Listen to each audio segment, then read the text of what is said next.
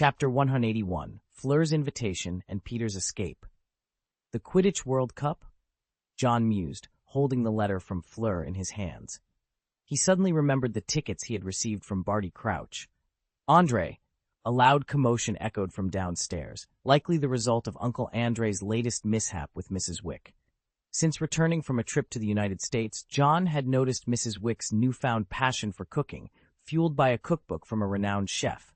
Despite Uncle Andre's attempts to assist, his efforts often ended in disaster.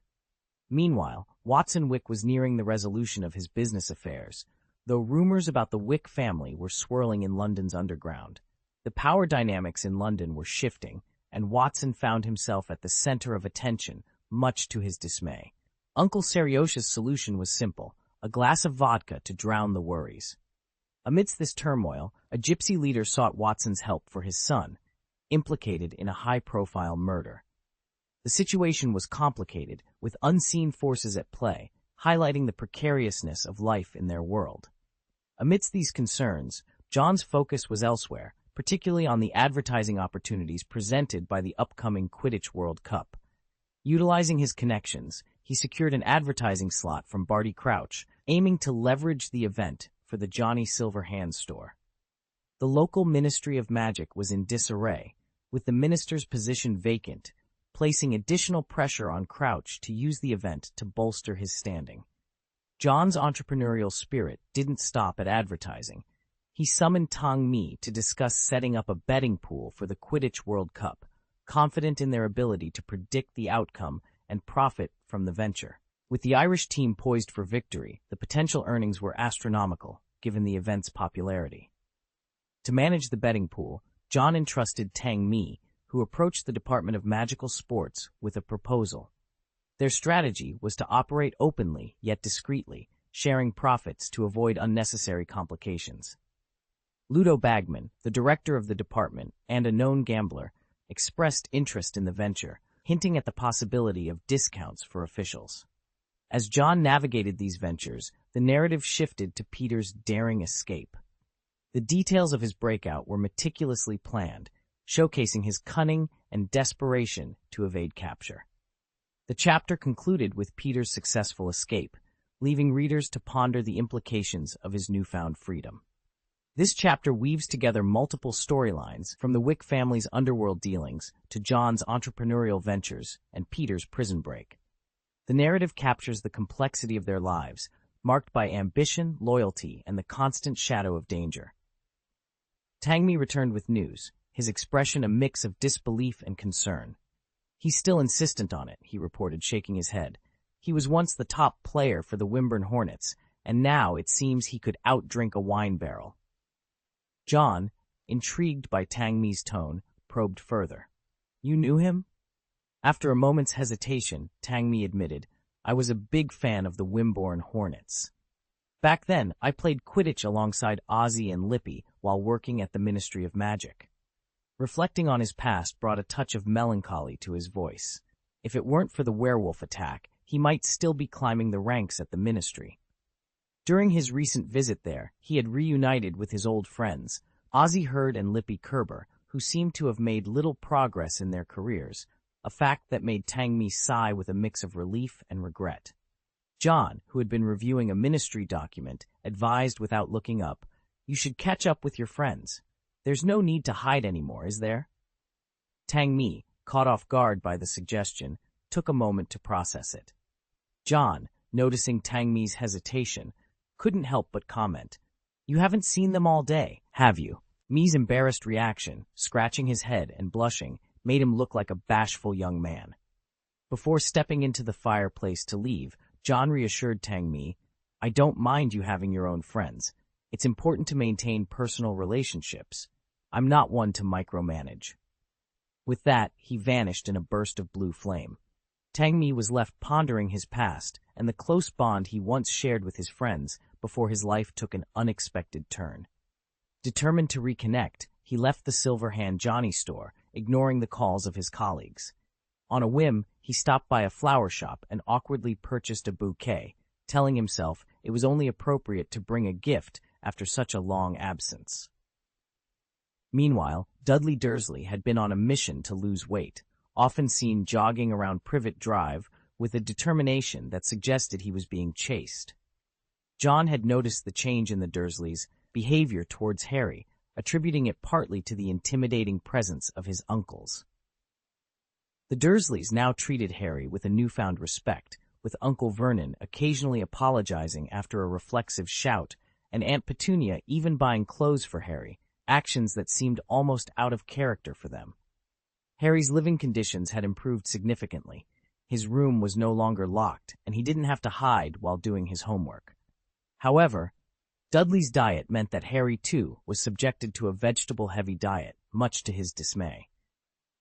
In his letters to friends, Harry expressed a longing for more palatable food, provided it could be kept secret from Dudley, who had developed a habit of sleepwalking to the kitchen in search of snacks, only to find the refrigerator disappointingly empty. Dudley had considered visiting John for a culinary reprieve, but was haunted by a childhood incident involving John's magic tricks, which left him terrified of pencils. This fear was so profound that Dudley had nightmares about it, and even sought comfort by sleeping in his parents' room for a week. Harry, meanwhile, found solace in writing to Sirius, his godfather, sharing updates and seeking advice. The bond between them grew stronger with each letter, providing Harry with a sense of family and support that he cherished deeply. Harry always had a lot to share, and for this reason, Hedwig, who was once plump, had become noticeably slimmer. Basil, on the other hand, found great amusement in standing by the window, casting disdainful looks at Hedwig as she tirelessly flew about. If not for the barrier the window provided, the two snowy owls would undoubtedly engage in a fierce battle. As Harry eagerly anticipated his birthday, it arrived right on schedule, bringing with it 4 large cakes from Hagrid, Hermione, Ron, and Sirius. It was a day filled with joy for Harry. However, the atmosphere shifted when John, holding a copy of the Daily Prophet, fell into a somber silence. The headline that caught his attention read, "The Ministry Loses Peter Pettigrew." John raised his eyes to meet Pierce's, who spoke with a hint of fear in his voice. Peter Pettigrew disappeared just 1 week after being sent to Azkaban. "It escaped, as expected of a rat," John commented dryly, setting the newspaper aside without any visible emotion. He pondered the situation, realizing he should have anticipated this. If Sirius could escape Azkaban, it stood to reason that Pettigrew could as well. The news, while unsettling, was not entirely surprising, casting a shadow over what in a day of celebration. Chapter 182, Invitation and Invitation. Peter Pettigrew vanished without a trace after his escape from Azkaban, a disappearance that was starkly different from Sirius Black's. During a period when the Ministry of Magic was without a clear leader, Pettigrew's escape caused considerable unrest. Pierce, head of the Auror office, was particularly concerned that this incident might jeopardize his position. However, after receiving reassurance from Johnny Silverhand, Pierce felt somewhat relieved. After all, the responsibility for Pettigrew's escape lay primarily with Azkaban and its Dementor guards, not with the Auror office. The Ministry of Magic, already under scrutiny for previous Dementor-related incidents, faced increased pressure to reevaluate the Dementor's role in guarding Azkaban. This scrutiny intensified when Pettigrew managed to escape, prompting a widespread re-examination of the Dementor's effectiveness. In response, the Ministry directed public outrage towards the Dementors, with Rita Skeeter, newly appointed editor-in-chief of the Daily Prophet, leading the charge. Her articles, which questioned the necessity of Dementors, fueled public debate and led to a flood of letters to the Ministry calling for the Dementors' removal. Amidst this controversy, the announcement of the Quidditch World Cup served as a welcome distraction. Barty Crouch, responsible for the announcement, found himself back in the public eye as he negotiated with various international ministries of magic for favorable seating arrangements. His visibility contrasted sharply with the relative obscurity of other departments, such as the Department of Magical Law Enforcement, which received little attention during this time. Meanwhile, Heinrich visited Johnny Silverhand's shop, looking decidedly gloomy. John, sensing his mood, cautiously inquired about Heinrich's interactions with Jin Ludesley. Heinrich's immediate reaction made it clear that he harbored a strong dislike for Jin, describing him as his antithesis. Jin's sunny disposition and constant presence irked Heinrich, a vampire who naturally shunned the light. John was surprised by the animosity between Heinrich and Jin, especially since Jin's letter to John painted a picture of friendship and good times. Curious about the nature of their relationship, John asked if their differences had led to a duel. Indeed, Heinrich and Jin had clashed, their opposing natures making conflict inevitable. Heinrich, skilled in curses and dark arts, found Jin's approach and personality to be in stark contrast to his own. This chapter of their story highlighted the complexities of relationships within the wizarding world, where alliances and enmities were often not as they seemed. As the narrative unfolded, it became clear that the events surrounding Pettigrew's escape and the Quidditch World Cup were merely the backdrop to deeper, more personal stories of rivalry, friendship, and the struggle for acceptance and understanding.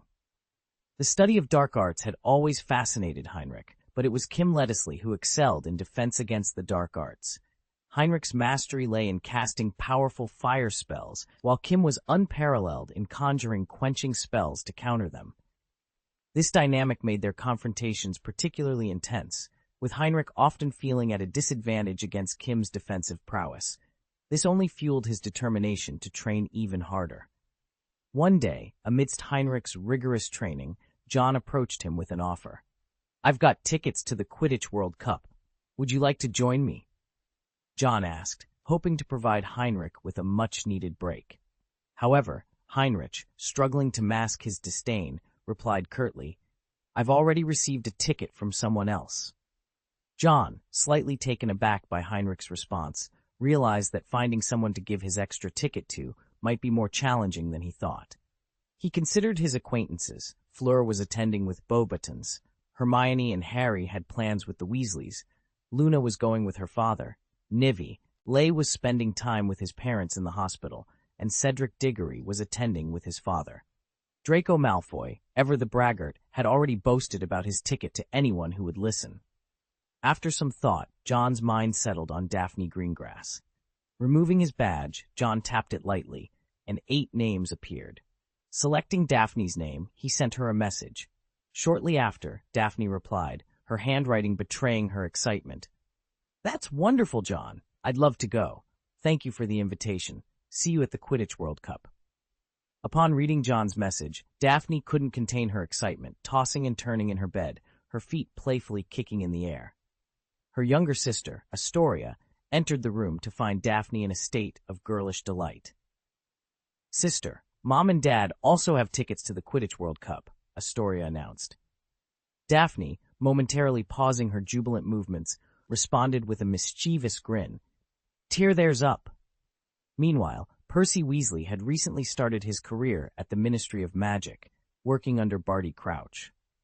Initially skeptical of the young graduate, Crouch quickly grew to appreciate Percy's diligence and ability to complete tasks ahead of schedule.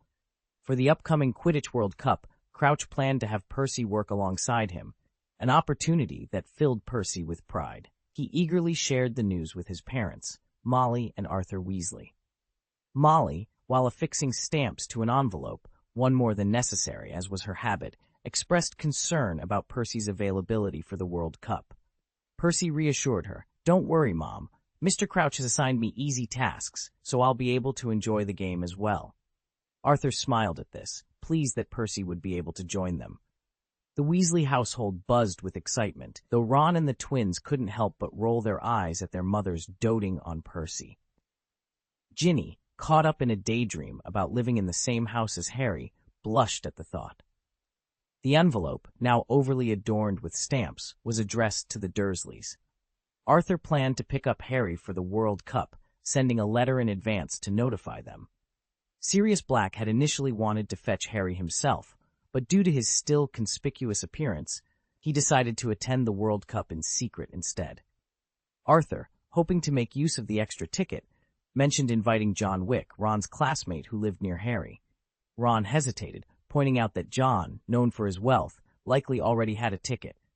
Percy confirmed this, adding that John was indeed planning to attend. Regretfully, Arthur conceded, "That's a shame. I heard he was quite interested in my car." At the mention of the car, Molly's expression turned stern, prompting Arthur to wisely change the subject. Mentioning the car had diverted their attention, but it was Percy's familiarity with John that truly puzzled them. "Percy, how well do you know John?" Ron asked, his curiosity piqued. Given the significant difference in their school years, it was surprising to hear Percy speak of John with such familiarity. Ron wasn't the only one taken aback.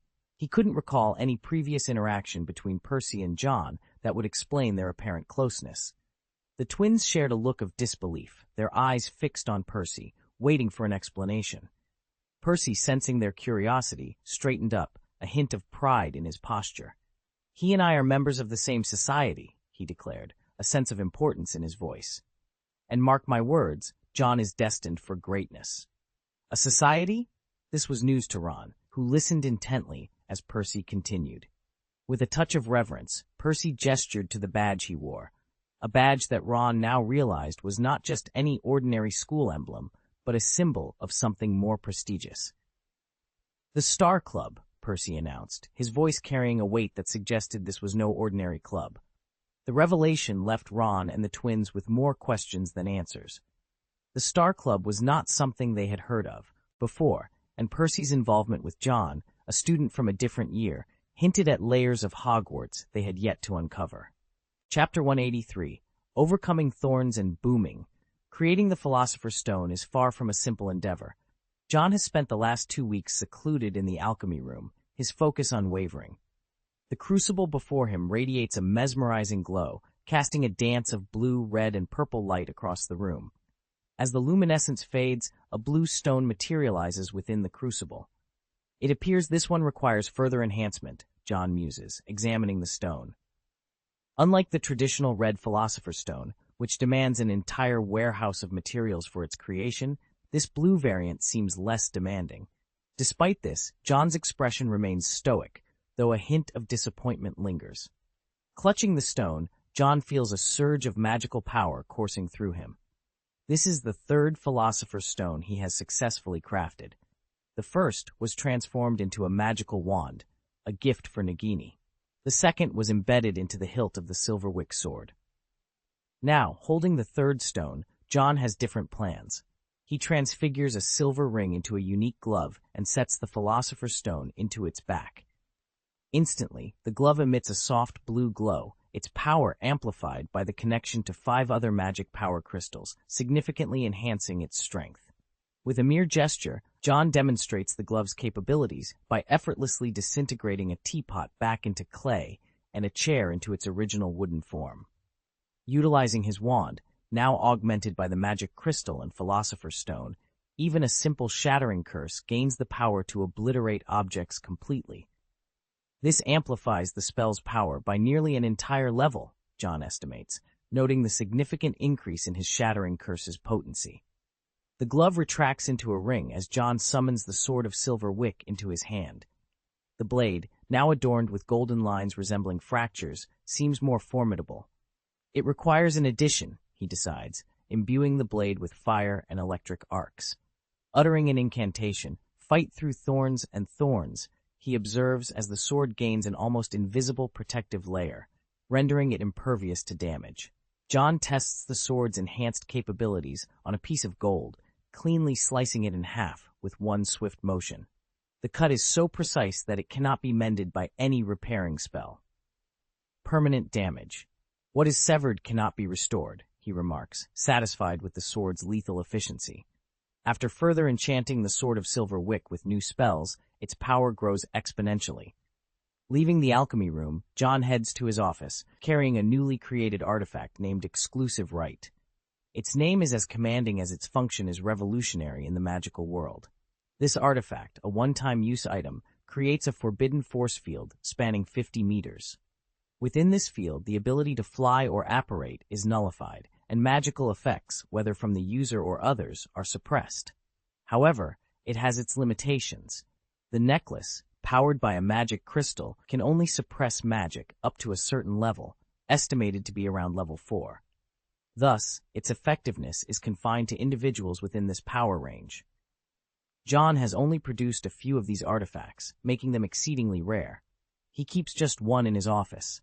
Upon seeing the artifact, Tang Mi, who had come to report on Mundungus's progress with an advertisement campaign, curiously inspects it, but maintains his composure.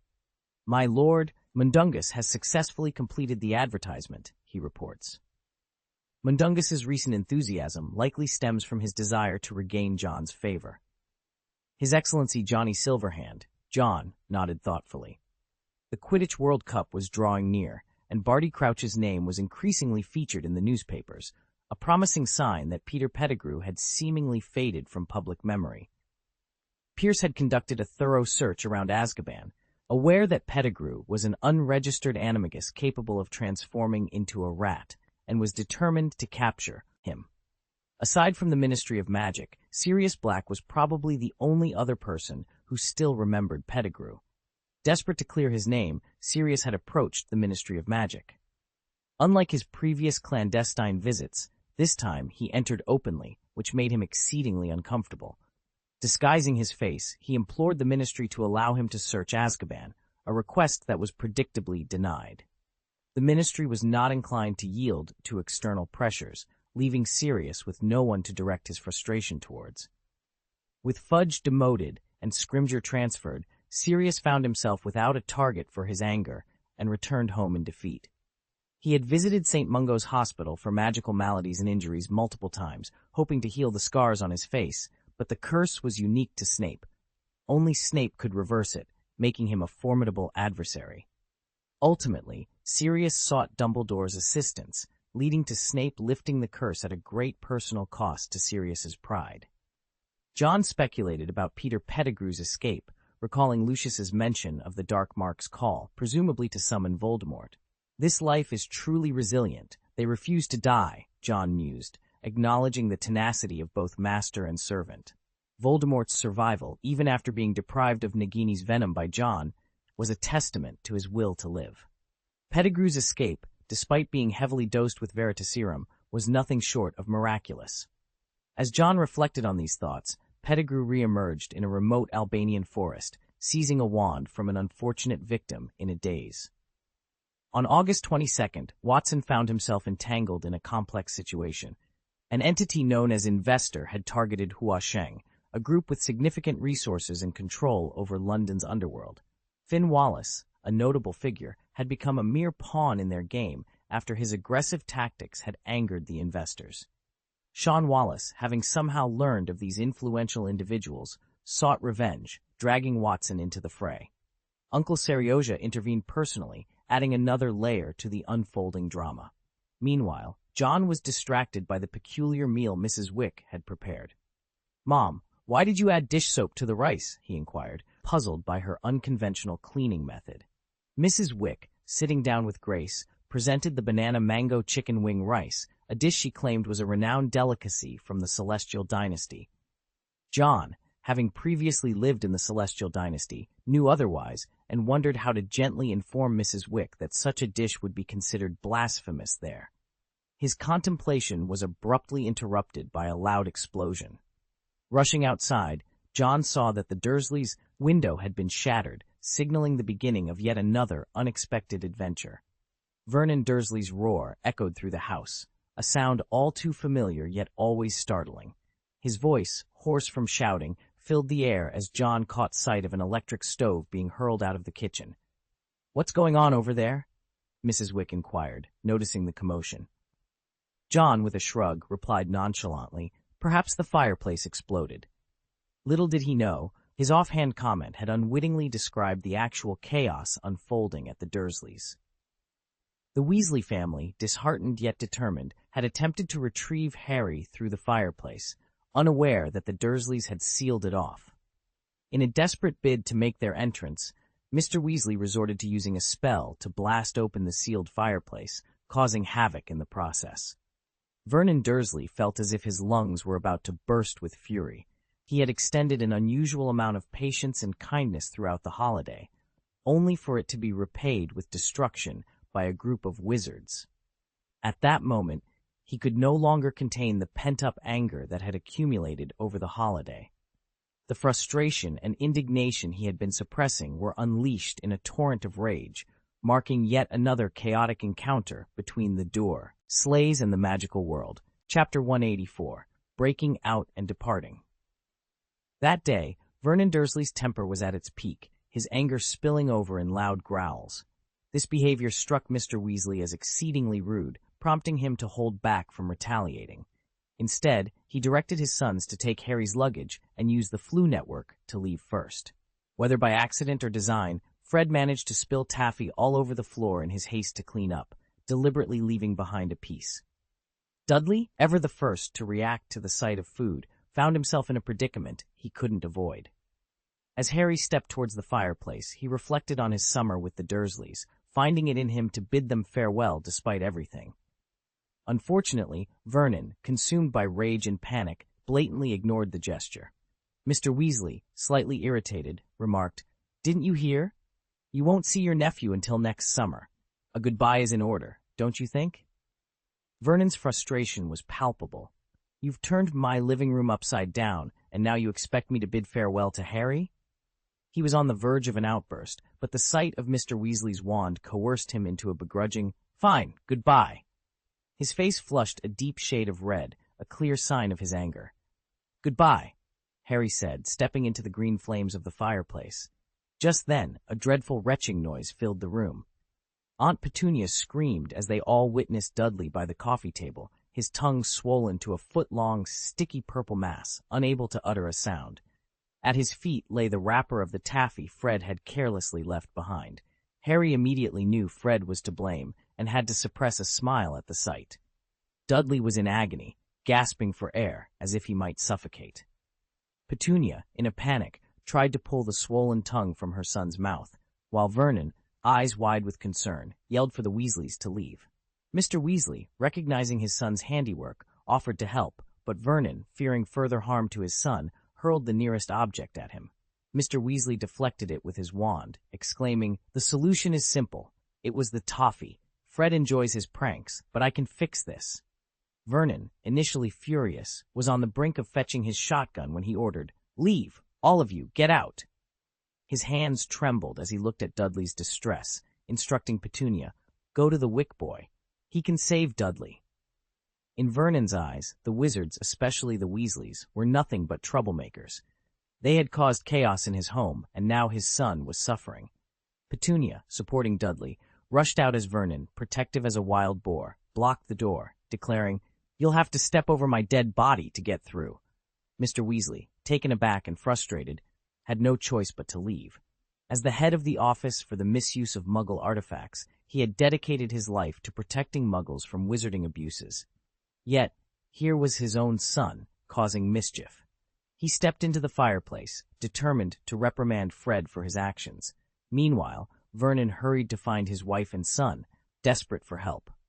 John was in the midst of research in his basement when he heard a frantic knock.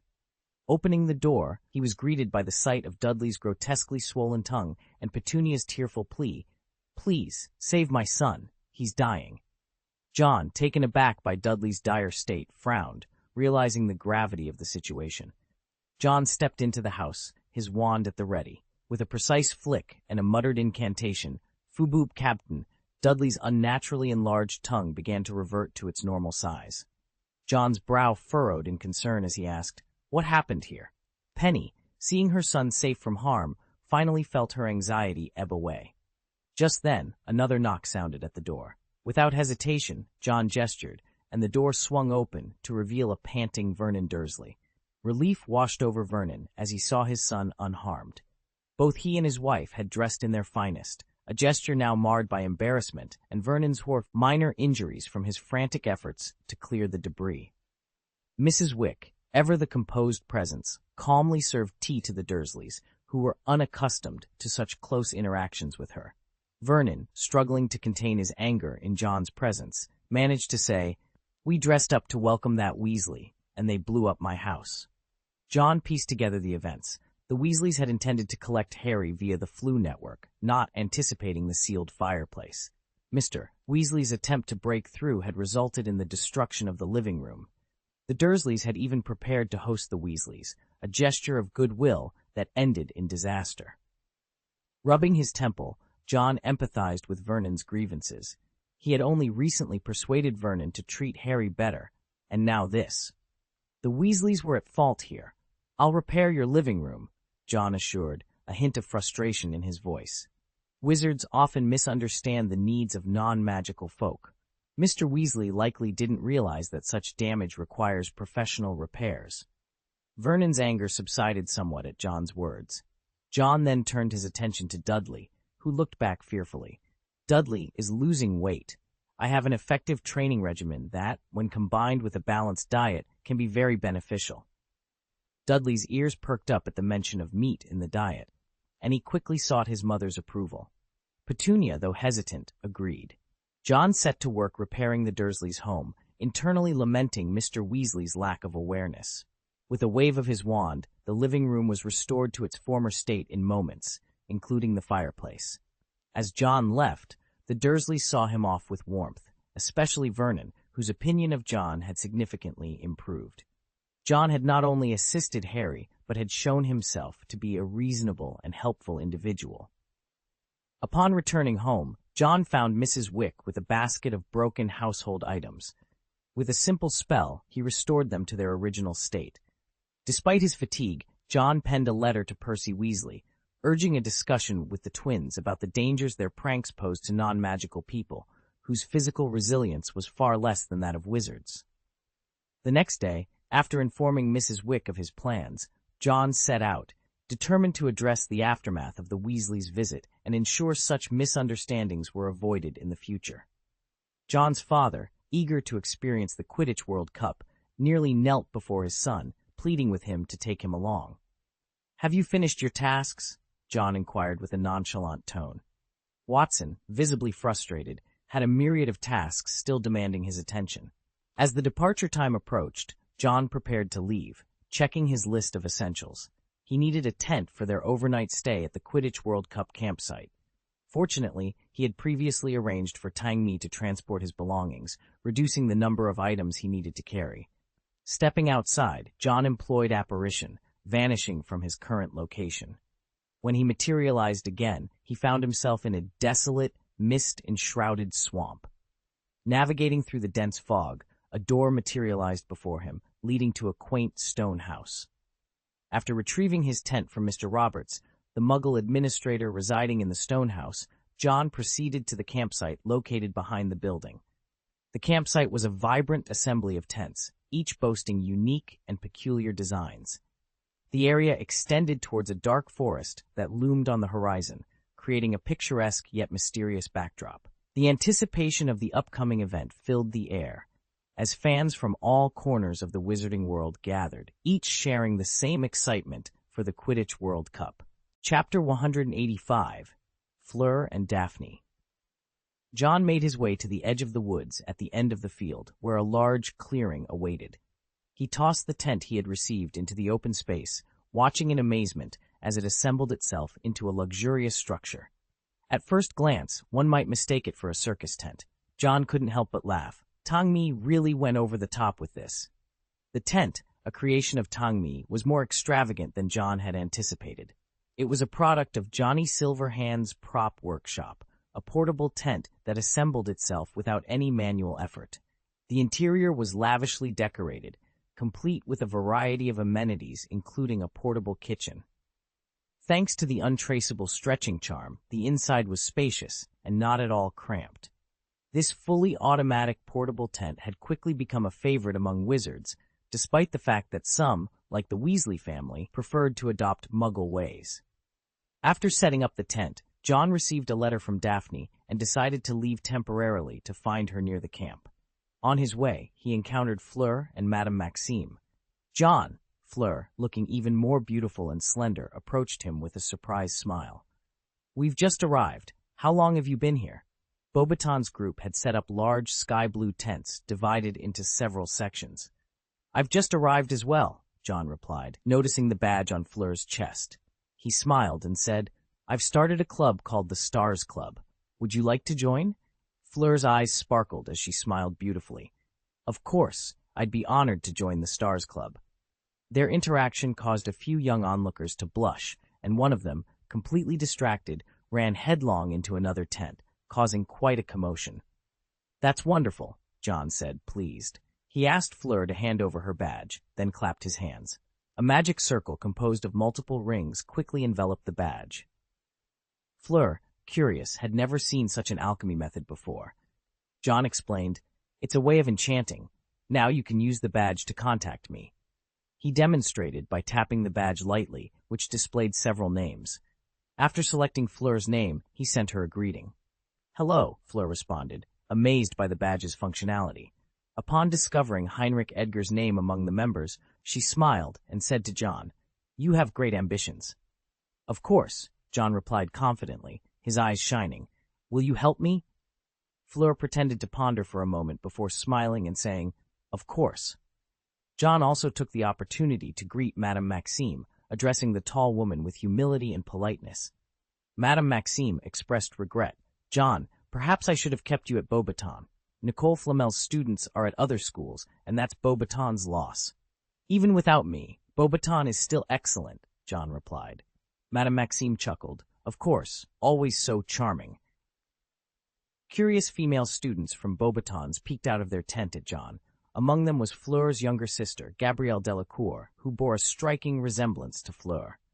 With long, waist-length sterling silver hair and a big smile, she approached, tugging at her sister's skirt while gazing at John with admiration. "It's getting late. I need to find someone. See you at the stadium," John said, checking the time before bidding farewell to Fleur and Madame Maxime. As John left, Madame Maxime let out a sigh of relief. Fleur, puzzled, asked, "Madame Maxime, what's the matter?" Madame Maxime simply waved her hand, a gesture of reassurance, as she patted her chest, still feeling the impact of John's presence. Holding the luxurious ring, John expressed his relief with a hint of fear. "We should be grateful that John Wick is too young to participate in the Triwizard Tournament." Fleur, as Madame Maxime's prized student, was familiar with the Triwizard Tournament. However, she couldn't grasp why John warranted such a reaction from Madame Maxime. In truth, Madame Maxime herself couldn't pinpoint the reason, but standing before John, she felt an overwhelming pressure. To her, John seemed like a formidable hunter poised with a blade. She was relieved, despite John's intimidating presence, that he was ineligible for the Triwizard Tournament. The allure of glory often made it hard to step away. Upon finding Daphne, John was greeted by the sight of her and her sister Astoria, who amusingly had her face transformed into that of a tabby cat. Daphne, noticing John's approach, hastily discarded the tent aside. "Daphne," John greeted, puzzled by the sisters' haphazard tent setup, which was barely holding together. Unable to bear the sight, he snapped his fingers, and with a swift motion of his wand, the tent was properly erected. "Great!" Astoria exclaimed, clearly delighted. John scanned the area, noticing the absence of the greengrass parents. "They're meeting with friends," Daphne replied with a feigned sense of pride. "I thought I could manage on my own." John was left speechless, wishing Daphne's practical skills matched her academic excellence. Curious, Daphne inquired, "John, are you here by yourself? Where's your tent?" John retrieved a Quidditch World Cup ticket from his bag and handed it to Daphne, casually mentioning, "I came alone, but I've arranged to watch the game with Fleur, so it'll be the three of us." He failed to notice the slight falter in Daphne's smile. "My tent is over there. Would you like to see it?" he offered, glancing at the now standing tent and considering the daily essentials still to be organized. Turning to Astoria with a grin, he added, "Astoria, you should come too. I've prepared some food." Astoria's eyes sparkled with excitement, and she eagerly nodded in agreement.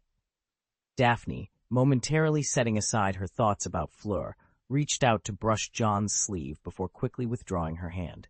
Thus, John led the way to his tent, accompanied by the two sisters.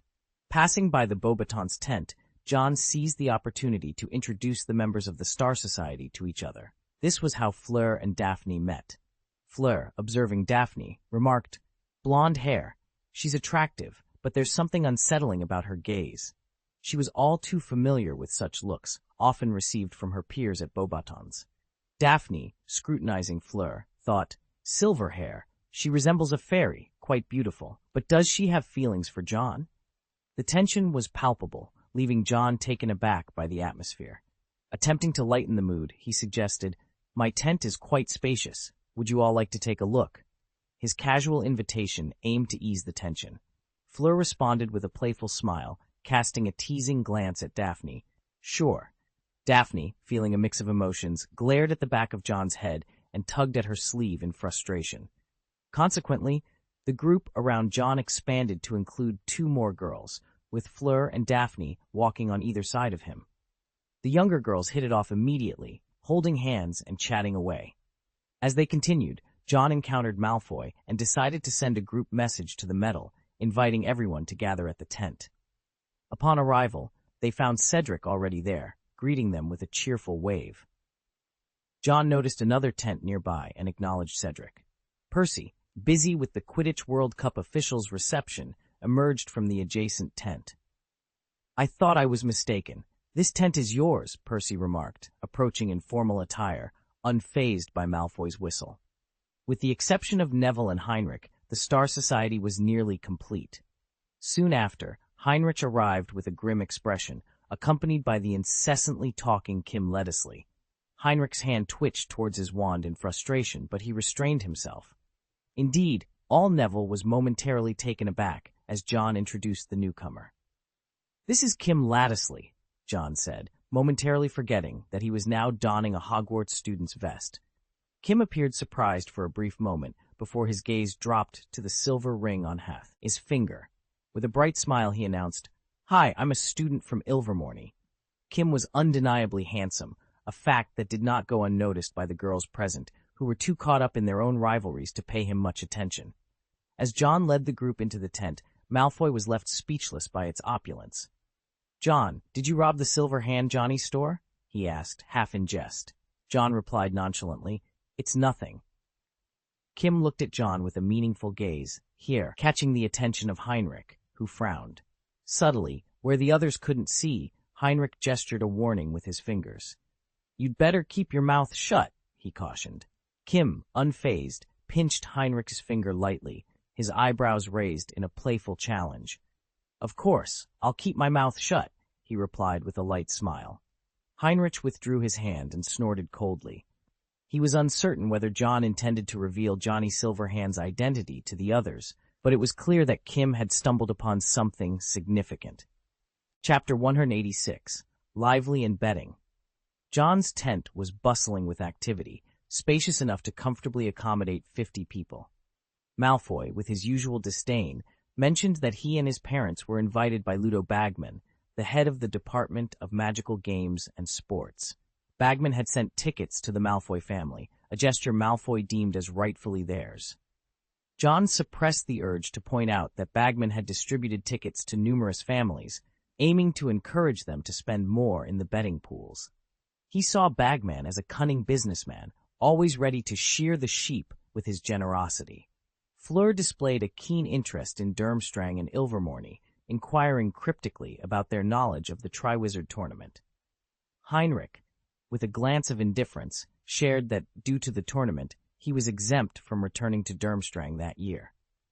Kim expressed regret that Ilvermorny, despite its global prestige, was ineligible for the tournament as it was not a European institution. Fleur couldn't hide her pride, considering Beauxbaton's longer history compared to Ilvermorny. Cedric, with his gentle demeanor, found it easy to mingle. He and Jin struck up a friendship swiftly, much to the delight of Fleur, who found Cedric's company enjoyable. Daphne, however, watched Fleur with a wary eye, aware of the allure Vila-like women possessed. Astoria was busy attending to her younger sister Gabrielle as they deliberated over an assortment of colorful snacks. The atmosphere was warm and inviting until Percy, glancing at his watch, realized he needed to leave early to welcome officials. As he opened the tent flap, he was greeted by the towering figure of Hagrid, who was surrounded by a group of young wizards fascinated by tales of giant trolls. Hagrid, cautious not to step on any of the children, looked relieved when Percy came to his aid. Hagrid, a professor of magizoology, was grateful for the rescue. He had received a ticket to the Quidditch World Cup from John, a visit made possible by Dumbledore's offer of a vacation. Nearby, Harry, having heard Hagrid's voice, was quick to escape Mrs. Weasley's admonitions, with Ron in tow. Hermione, too, joined them upon seeing Hagrid. Hagrid, they exclaimed, thrilled to see him. Hagrid, looking slightly lost, asked for directions to John's tent. Percy, with a polite gesture, pointed towards the grand circus-like tent next door, prompting a surprised reaction from Hermione, who hadn't realized John's proximity. As they cautiously entered, they were met with the sight of the luxurious tent. Hagrid, towering over everyone, tried to make himself less conspicuous, a difficult task given his size.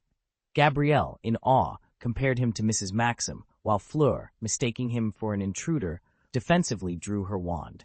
Kim, having previously met Hagrid, greeted him warmly. John welcomed Hagrid with a surprised smile, pleased by his visit. Hagrid, noticing Gabrielle's astonished gaze, waved shyly, careful of his own strength. Harry, Ron, and Hermione, peeking from behind, were equally amazed by the tent's opulence, their expressions mirroring Gabrielle's wonder. John greeted Hermione and the others as they entered the surprisingly spacious tent, which left Ron in particular dumbfounded. He jokingly thought a Quidditch match could be held inside, though that was clearly an exaggeration. As introductions were made, John quickly noticed Harry and Ron acting unusually. Their faces flushed and their eyes darted towards Fleur, clearly enchanted by her Veela charm. Fleur, noticing their attention, gave a disdainful smile and casually brushed her hair, causing the boys to blush even more. Malfoy, feeling a pang of jealousy, approached Harry and used his usual taunts to snap the boys out of their Veela-induced daze. John was aware of Fleur's Veela heritage and the effect it had on boys, but he also knew that his group, the Quunxing Club, was largely immune thanks to their strong mental fortitude. Even Malfoy had undergone John's emotional resilience training, which helped him resist such charms. The conversation flowed smoothly among the group, except for a near miss with a curse aimed at the trio. Meanwhile, Hermione sought John's advice on her vacation homework, drawing Daphne's curiosity. Daphne's overt interest puzzled Hermione, but Fleur found it amusing, understanding Daphne's competitive nature. Fleur, however, only saw John as a friend and had no romantic interest in him, having already dismissed any affection she might have had for Cedric upon learning he was interested in someone else. Hagrid's arrival added to the tent's lively atmosphere, much to the delight of the younger guests, who adored the gentle giant. The day progressed until Mr. Weasley realized his children were missing and called them back for lunch. Fleur and her sister Gabrielle said their goodbyes, with Gabrielle reluctantly waving to Hagrid. As the tent began to empty, Hagrid prepared to showcase his cooking skills, prompting John to subtly suggest Jin help with the cooking to avoid Hagrid's culinary experiments. Daphne was reluctant to leave, but her sister insisted, highlighting the dynamics between the siblings. Lunchtime brought Bill and Charlie Weasley to the tent, leading to a lively discussion about dragons with Hagrid. John, unimpressed by Hagrid's cooking, politely took a few bites. The arrival of Ludo Bagman, looking to entice the Weasley twins into betting, caught John's attention. John, with a knowing smile, hinted at the impropriety of Bagman's actions, suggesting there were official channels for betting near the stadium. The twins, realizing their mistake, demanded their money and fake wands back from Bagman, who hastily retreated, shouting as he ran. This encounter highlighted John's keen observation and the respect he commanded among his peers, as well as his subtle influence in guiding them away from potential trouble. "You've already placed your bet," Ludo Bagman reminded them. Despite his current portly appearance, Bagman was once renowned as an exceptional beater, known for his swift speed and sharp reflexes. The Weasley twins, unable to keep pace, watched as the rotund man adorned in yellow and black stripes vanished from their sight. Shortly after, Percy returned, accompanied by Barty Crouch. They had been searching for Ludo Bagman, but to their dismay, he had already made his escape and was nowhere to be found. As evening descended, the much-anticipated Quidditch World Cup officially commenced. The air buzzed with excitement and anticipation as fans from all over the wizarding world gathered to witness the spectacle. Chapter 187, The Quidditch World Cup and the Ensuing Chaos. The Quidditch World Cup stadium was alive with excitement. Even before entering the arena, the sounds of laughter, shouts, and intermittent singing filled the air, a testament to the event's significance in the wizarding world. I had purchased a pair of panoramic binoculars from a vendor, a device capable of replaying images, slowing motion, and detecting the tactical formations of the teams. John, holding a first-class ticket that placed him in the top box among Ministry of Magic officials and the affluent, examined the binoculars with curiosity. The seats, adorned in purple and gilt, were slightly too small for Hagrid, who was brimming with excitement. John, noticing Hagrid's discomfort, magically enlarged his seat. Below, the crowd surged into the stadium like a colony of ants. Daphne Greengrass hurried over to sit beside John, her presence acknowledged by a glance from Mrs. Greengrass, while Mr. Greengrass showed a hint of displeasure. Hagrid, suddenly nervous, nearly damaged the panoramic binoculars. Following his gaze, we saw Mrs. Maxime, the headmistress of Beauxbaton's Academy, surrounded by her students in their distinctive blue silk uniforms. Among them were Fleur Delacour and her sister Gabrielle, their silver hair catching the light. Hagrid couldn't take his eyes off Madame Maxime, murmuring, "She's beautiful," which left John in disbelief, his reaction a mix of shock and amusement. The arrival of the Malfoy family was marked by their distinctive appearance, Lucius and his son Draco looking remarkably alike. Narcissa Malfoy, Lucius's wife, was a vision of beauty. A house elf, reminiscent of Dobby but distinguished by a tea towel wrapped around its body, caught John's attention. The elf seemed to be hiding something beneath an invisibility cloak, and when John's gaze lingered, the cloaked figure seemed to notice, prompting John to look away discreetly. The top box also featured a large blackboard where advertisements magically appeared, promoting everything from broomsticks and stain removers to wizarding attire and various services offered by Silverhand, John's business empire. Hagrid, having tried Silverhand's wine, expressed his preference for it over beer, a sentiment that seemed to resonate with many.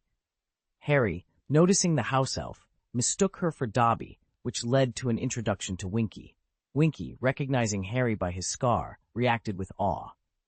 The conversation soon turned to Dobby, with Hermione and Ron joining in.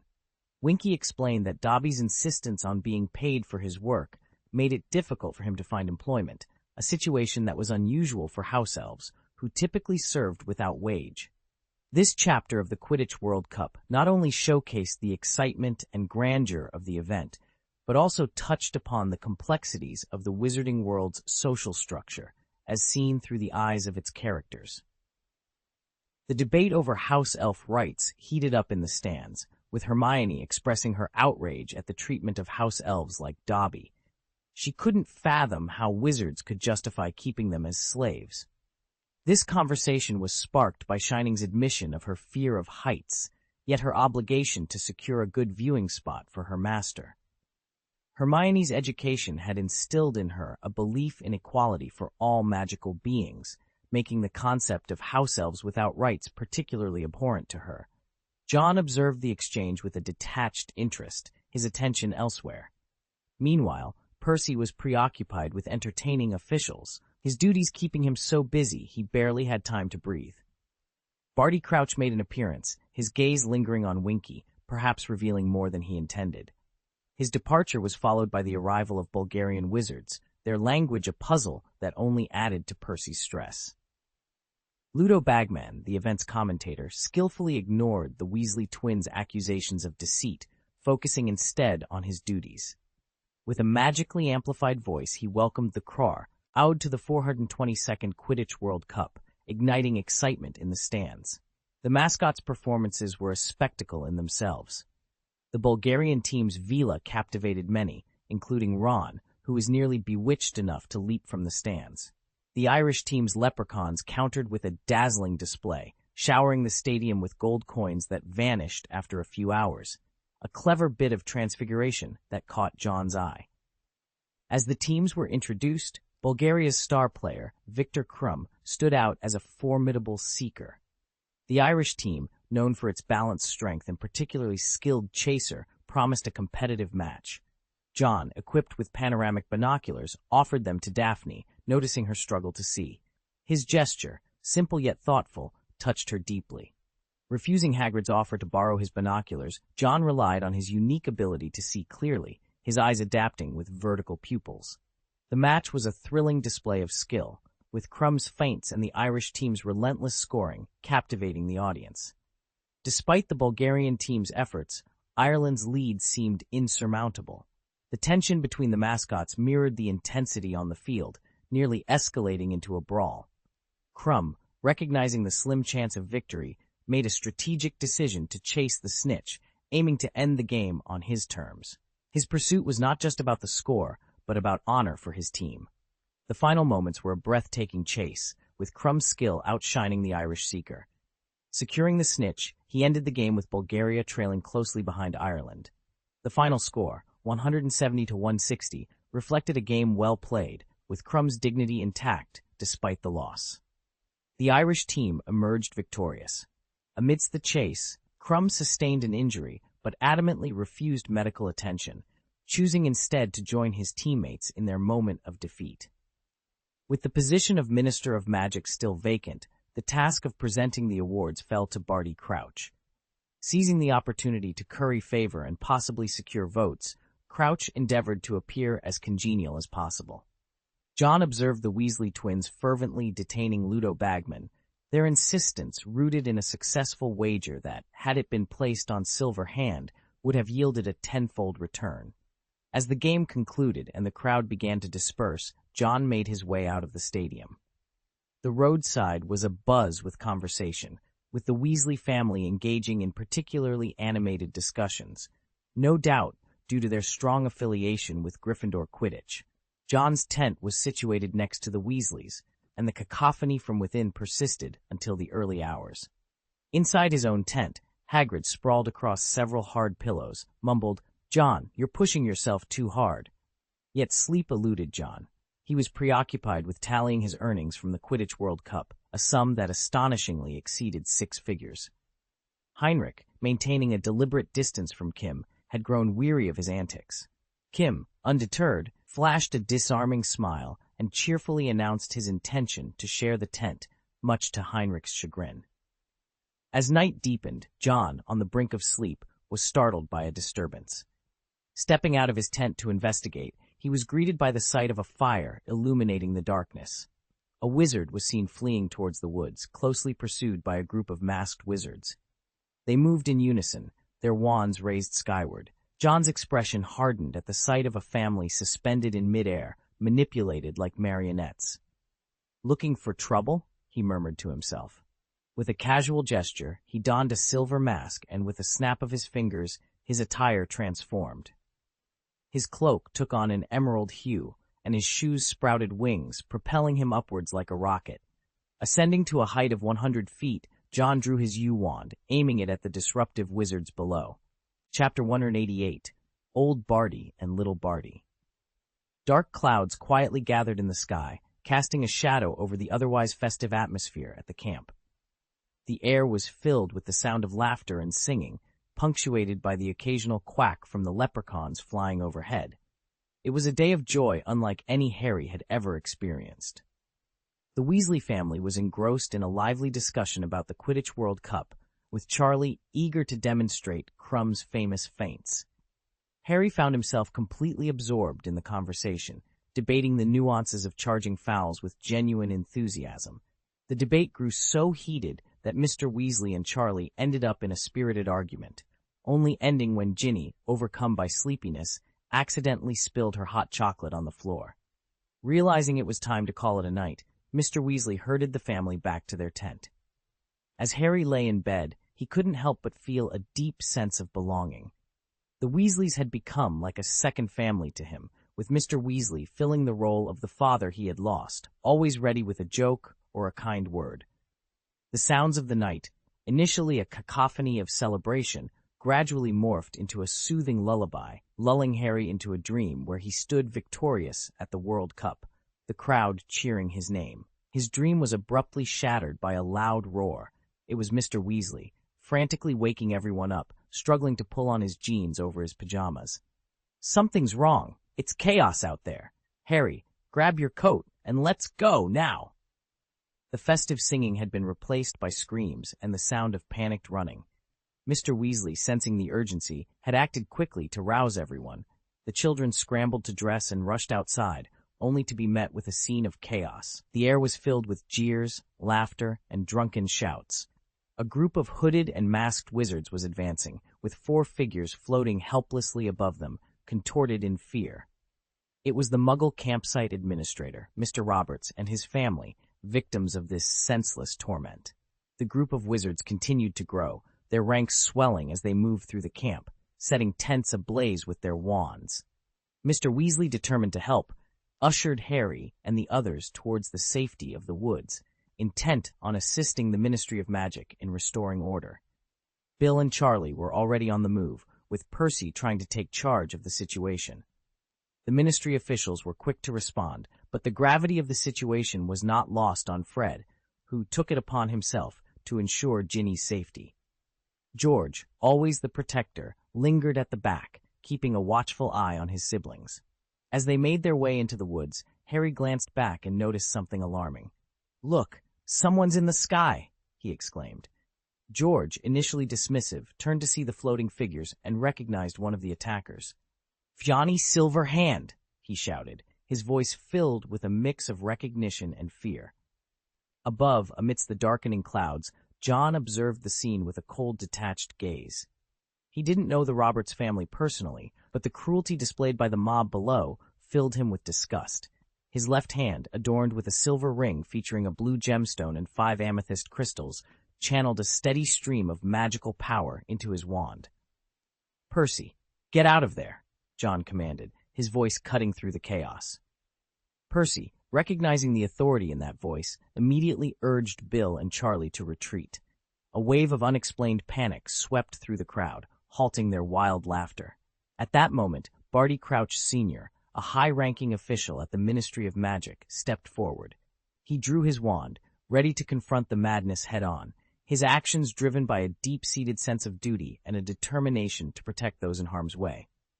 Under a sky heavy with dark clouds, an oppressive atmosphere enveloped the area. Silver lightning streaked across the sky, resembling dancing serpents. John, standing with a commanding presence, had his eyes morph into vertical pupils as lightning illuminated the scene behind him, casting a fearsome shadow of a black dragon on the ground below. With a gentle swing of his wand, he uttered a single word: thunder.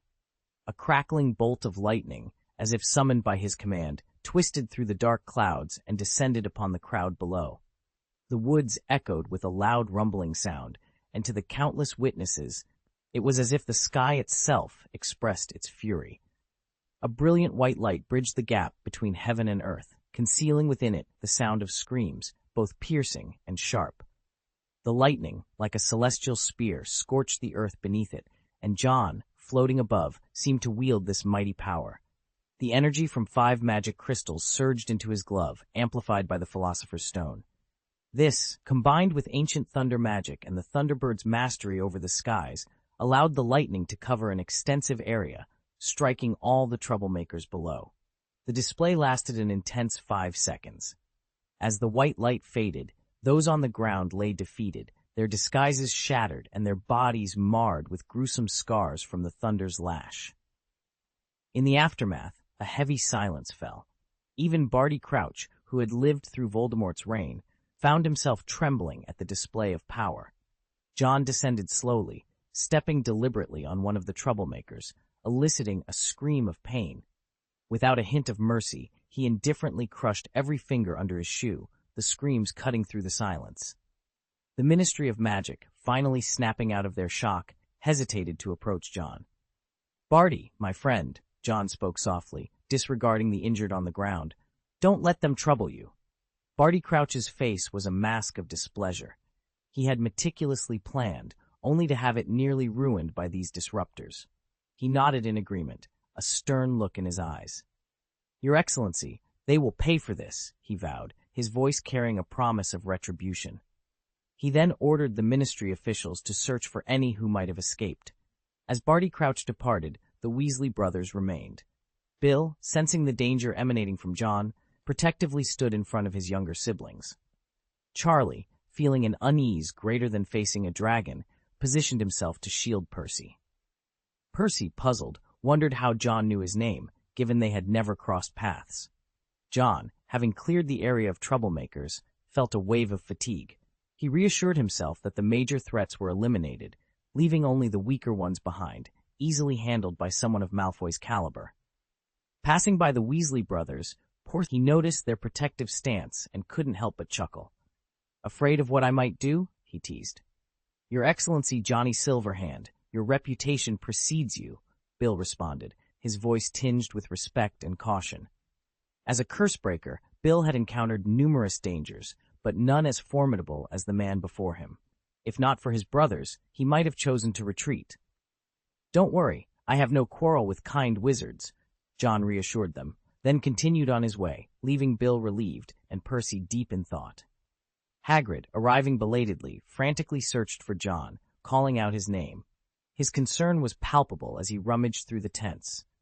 John, touched by Hagrid's concern, felt a warmth in his heart, quickly followed by alarm at Hagrid's excessive strength as he shook a troublemaker violently by the shoulders. The individual in question lost consciousness. With a swift motion, they were hurled through the air, covering a distance of more than 10 meters, as if they were no heavier than a ball. This display of strength was astonishing, akin to tossing a 100-kilogram person effortlessly. King sought out Hagrid to inform him that John had ventured into the woods. Meanwhile, John witnessed this remarkable scene, only to sense someone's presence, materializing silently behind him. It was Heinrich. John, unfazed, remarked, "Well done. It appears Jin has uncovered my true identity." Heinrich nodded, his expression awkward and uncharacteristic, admitting, "He's very astute." It was unusual for Heinrich to offer praise, and as John prepared to depart in disguise, the night sky was suddenly illuminated by a green light. A sinister skull, with a snake protruding from its mouth, appeared in the sky, sending a wave of tension through everyone present. This was a signal for the Ministry of Magic, prompting over 20 wizards to apparate to the scene immediately. John's expression darkened at the sight of the dark mark, a symbol he recognized all too well from Lucius's left hand. "Wait for me here," he instructed Heinrich, before disappearing with a soft pop, only to reappear at a scene where 3 young individuals were encircled by a crowd. Barty Crouch was on the verge of madness, overwhelmed by the day's events. Amos Diggory, Cedric's father, burst onto the scene, apprehending a house elf in the process. To his dismay, the elf belonged to Barty Crouch. Upon laying eyes on Shining, Crouch's reaction was one of shock and disbelief. He paced around Amos, muttering, "It's impossible, impossible," as if trying to piece together a puzzle. John, observing Crouch's behavior, recalled the individual seated next to Shining in the box, which caused his expression to darken. "Mr. Crouch," he addressed the elder Barty with a stern voice, "attend to your affairs." Crouch, visibly shaken, managed to compose himself and nodded at John before the latter turned to leave. John made his way to the spot where Amos had found Winky, only to discover an invisibility cloak. Pulling it aside, he revealed a young man whose pale complexion and freckled face bore the signs of prolonged absence from sunlight. His light yellow hair was unkempt and overgrown. The young man's identity was clear to John, especially after witnessing Crouch's earlier distress. This was Barty Crouch Jr., the son whose actions had once led his father astray. Without hesitation, John grabbed the unconscious figure and disapparated, vanishing from the scene. Chapter 189, Imprisonment and Severed Hands. John materialized beside Heinrich, forcefully bringing him to the ground. "What's this?" Heinrich inquired, his gaze fixed on Barty Crouch Jr. John removed his mask, reverting to his usual attire, and instructed, "First, take him back to Silverhand Manor."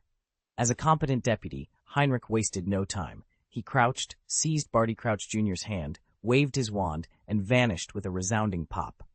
On his way to the woods, John encountered Hagrid. "Thank goodness, John, you're unharmed," Hagrid exclaimed, a look of terror still evident in his eyes. John offered a comforting pat and apologized. "Sorry, Hagrid, I shouldn't have left without permission."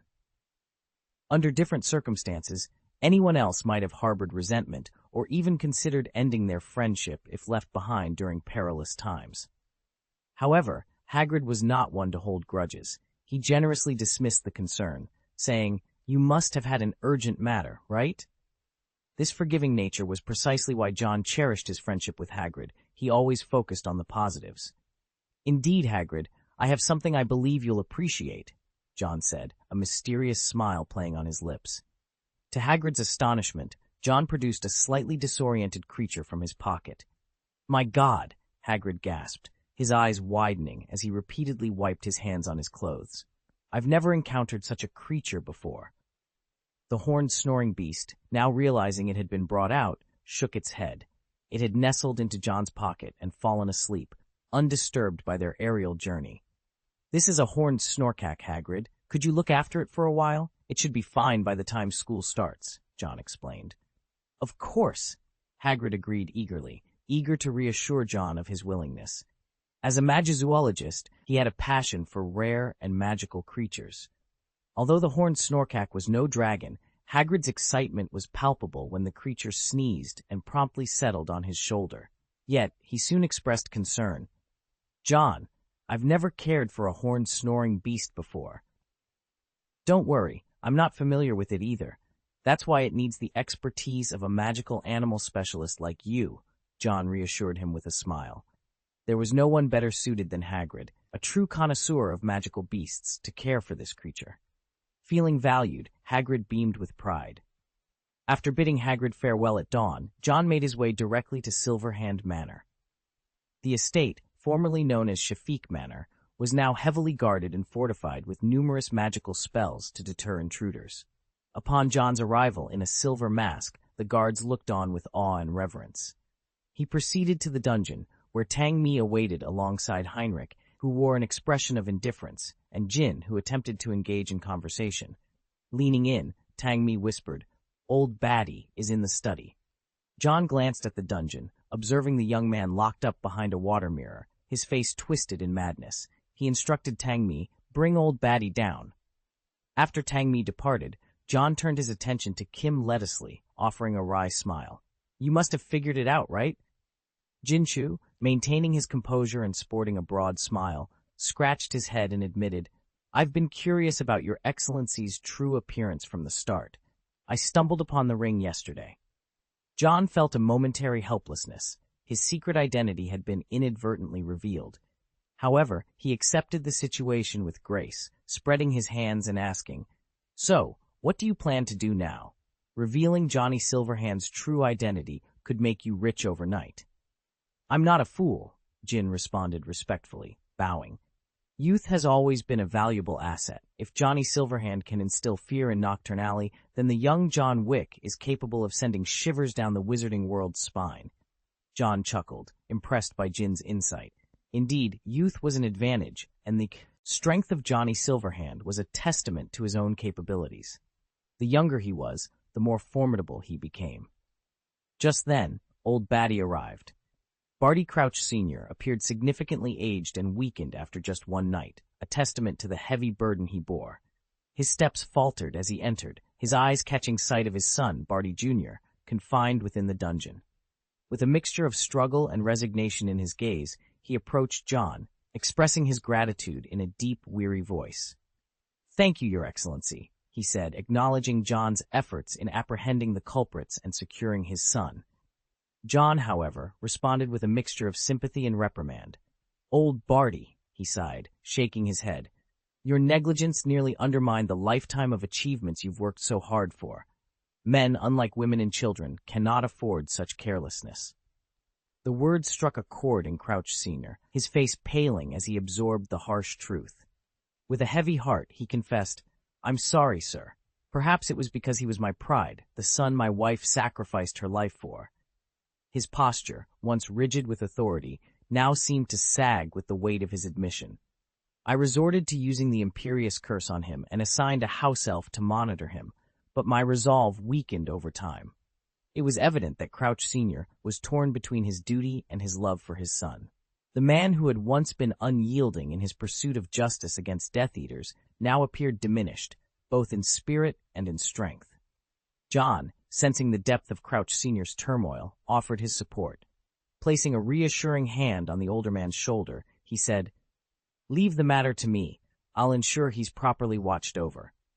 Crouch Sr. cast a final conflicted glance at his son through a magical mirror, seeing only hatred reflected back at him. With a heavy heart, he departed, leaving behind a legacy of complicated emotions and unresolved issues. John, now alone with Barty Jr., confronted the young man's deep-seated resentment. "Do you hate your father?" he inquired, to which Barty Jr. responded with vehement denial of any familial ties, fueled by years of imprisonment and manipulation. As John revealed the dark mark on Barty Jr.'s arm, the young man's allegiance to Voldemort became unmistakably clear. Despite John's attempts to convey the truth about his father's love, Barty Jr.'s disdain remained unshaken. In a decisive move, John used the silver Wick sword to sever Barty Jr.'s hand, effectively isolating him from Voldemort's influence. The act was not only a physical blow, but also a symbolic severance of the dark ties that bound him.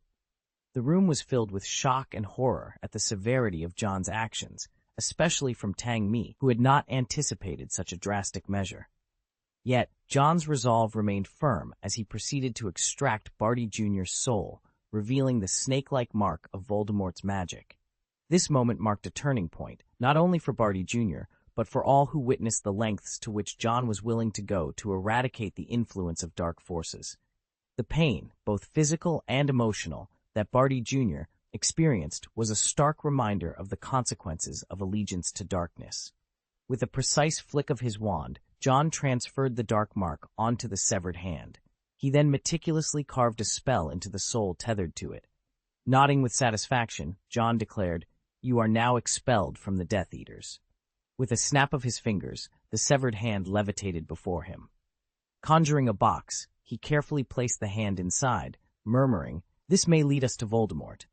Turning his gaze to the pale and shaken Barty Crouch Jr., John spoke in a light tone. "You're free to roam, but remember, escape is impossible." With a casual wave of his hand, the chains binding Barty Jr. were released. As they left the dungeon, Tang Mi expressed her concern. "Sir, shouldn't we do something about him?" "Do something," John replied with a smirk. "Let's just ensure he's well taken care. After all, he's the son of Barty Crouch Sr. We must show him proper hospitality." Heinrich, visibly excited by the use of soul magic, couldn't hide his fascination. Tang Mi, on the other hand, was left speechless. Breaking a man's hand and then claiming to take good care of him seemed contradictory to her. John had inscribed an indelible mark on Barty Jr., a strategic move that allowed him to release the young man. The severed hand was preserved with care, serving as a crucial piece in their plans. John then commissioned Rita Skeeter to write an article praising Barty Crouch Sr. for his heroic efforts in leading a team against a mob the previous day. He made sure to compensate her generously, ensuring the loyalty and morale of his team remained high.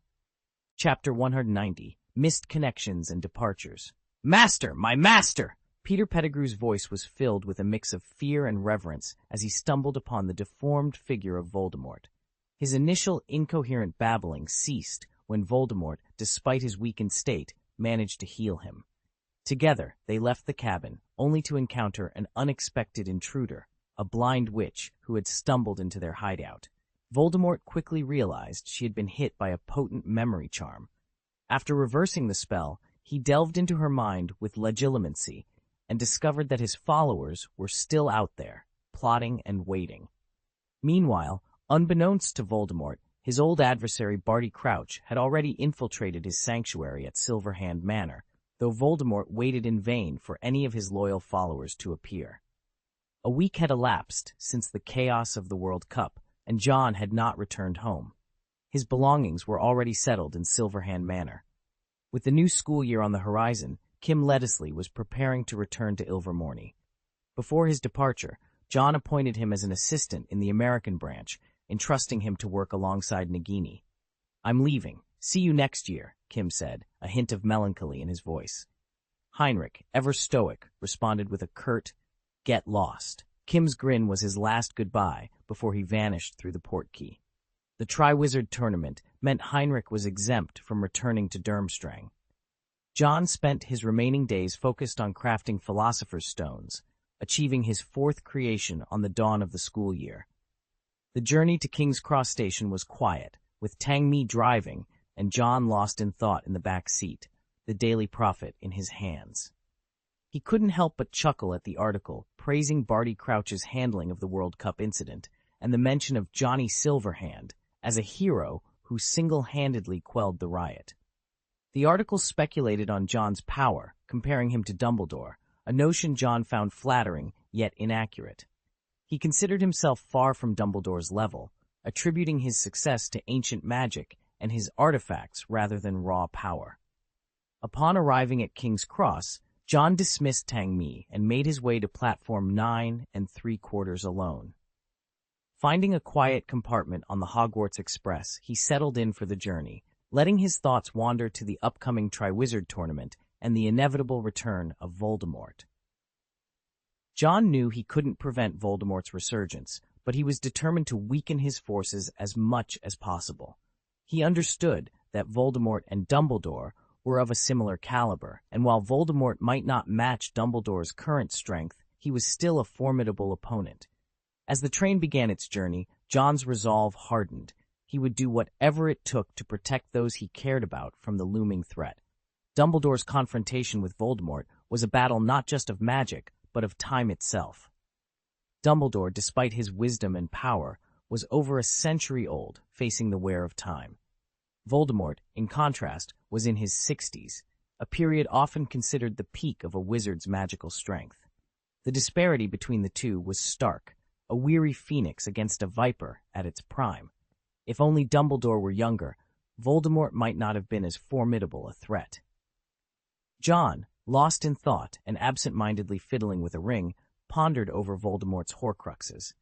As someone who had traveled through time, his memory of the plot was fragmented, yet certain elements remained clear. Snape's undying love and sacrifice, the quest for the Deathly Hallows, the adventures of the Protagonist group, and the crucial Horcruxes.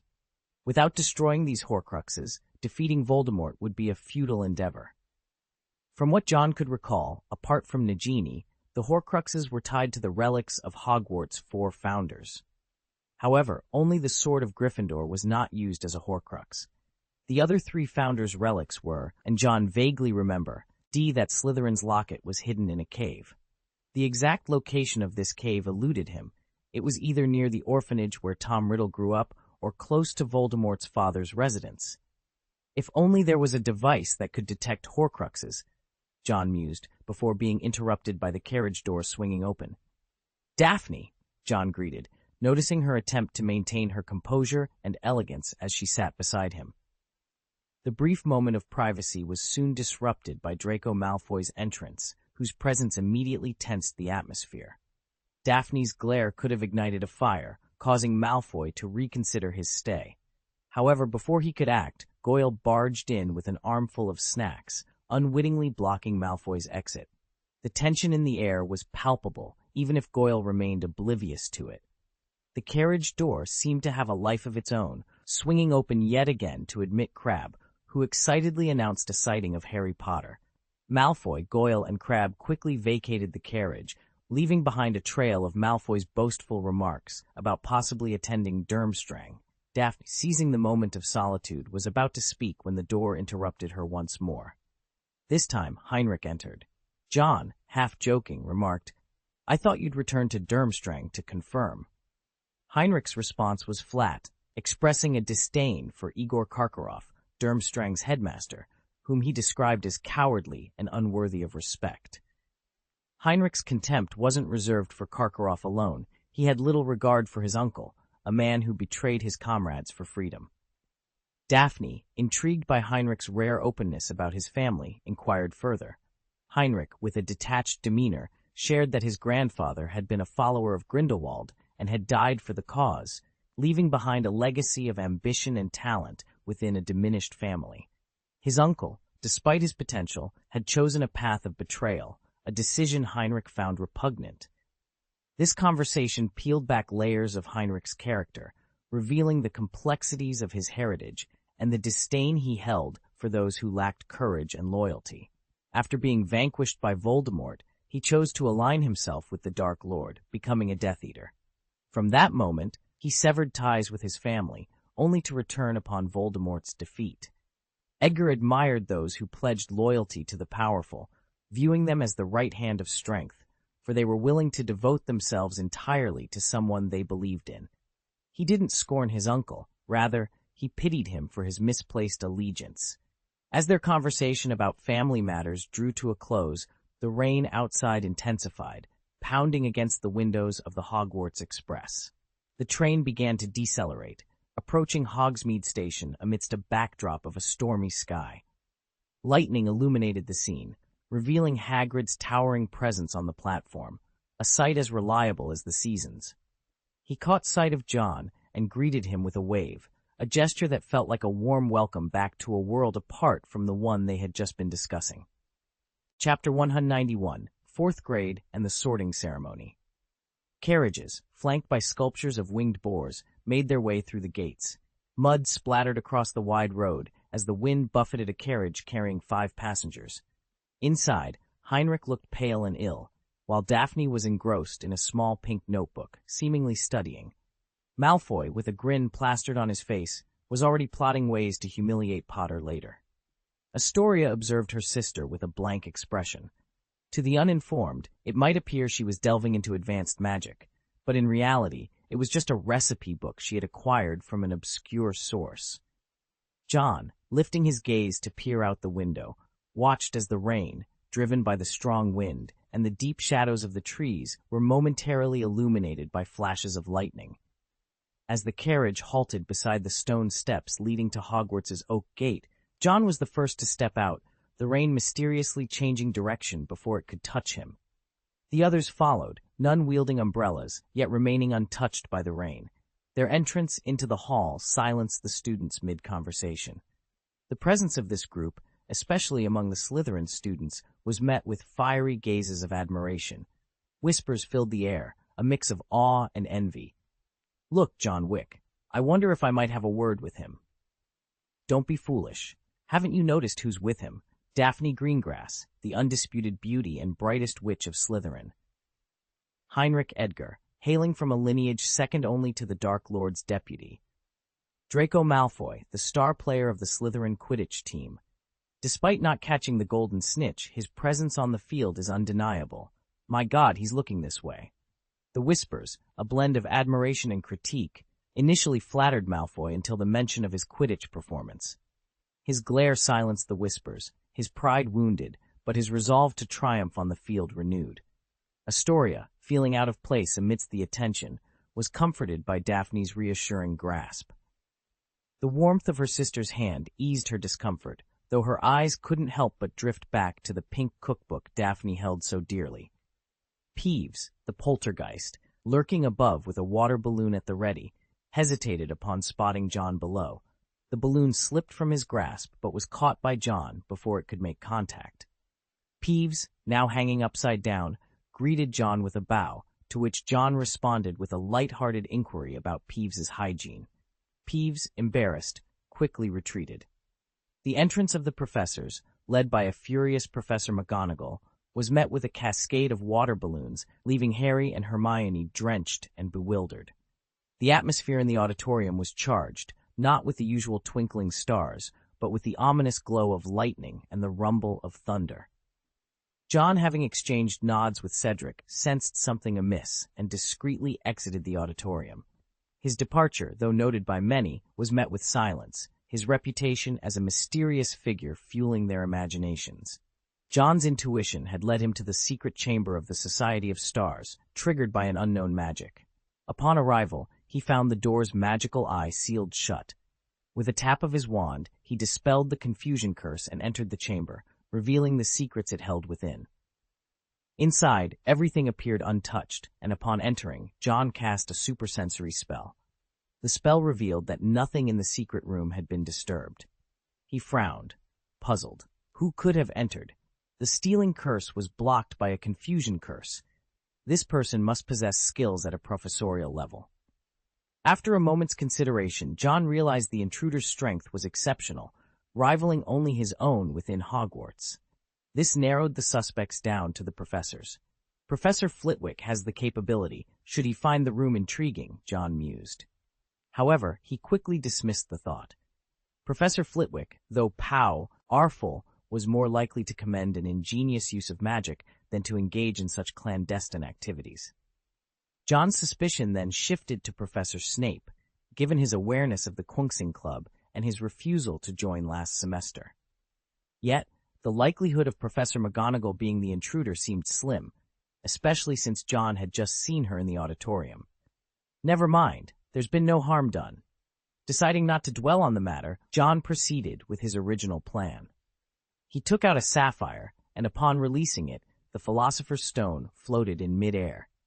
36 beams of light from the dome enveloped the stone, which continued to ascend until it vanished into the dome's night sky, transforming into a radiant star. With the Philosopher's Stone's enhancement, the Kungsing Club's secret room has become a formidable magical siege weapon, John thought. The room, not initially designed for offensive purposes, could now amplify even the most basic attacks into powerful assaults with the stone's blessing. After securing the room, John made his way to the auditorium, where the sorting ceremony was already underway. The Sorting Hat was recounting the history of Hogwarts and its founders to the anxious first-year students. John's entrance drew attention, particularly from the first years, who found him imposing. Taking his seat, John's gaze briefly met with Professor Snape's, filled with inquiry, possibly about John's recent activities within the school. Then his eyes locked with Dumbledore's intelligent blue ones. A polite nod was exchanged, marking a silent acknowledgement of an unspoken rift between them. Dumbledore sighed internally, questioning his judgment.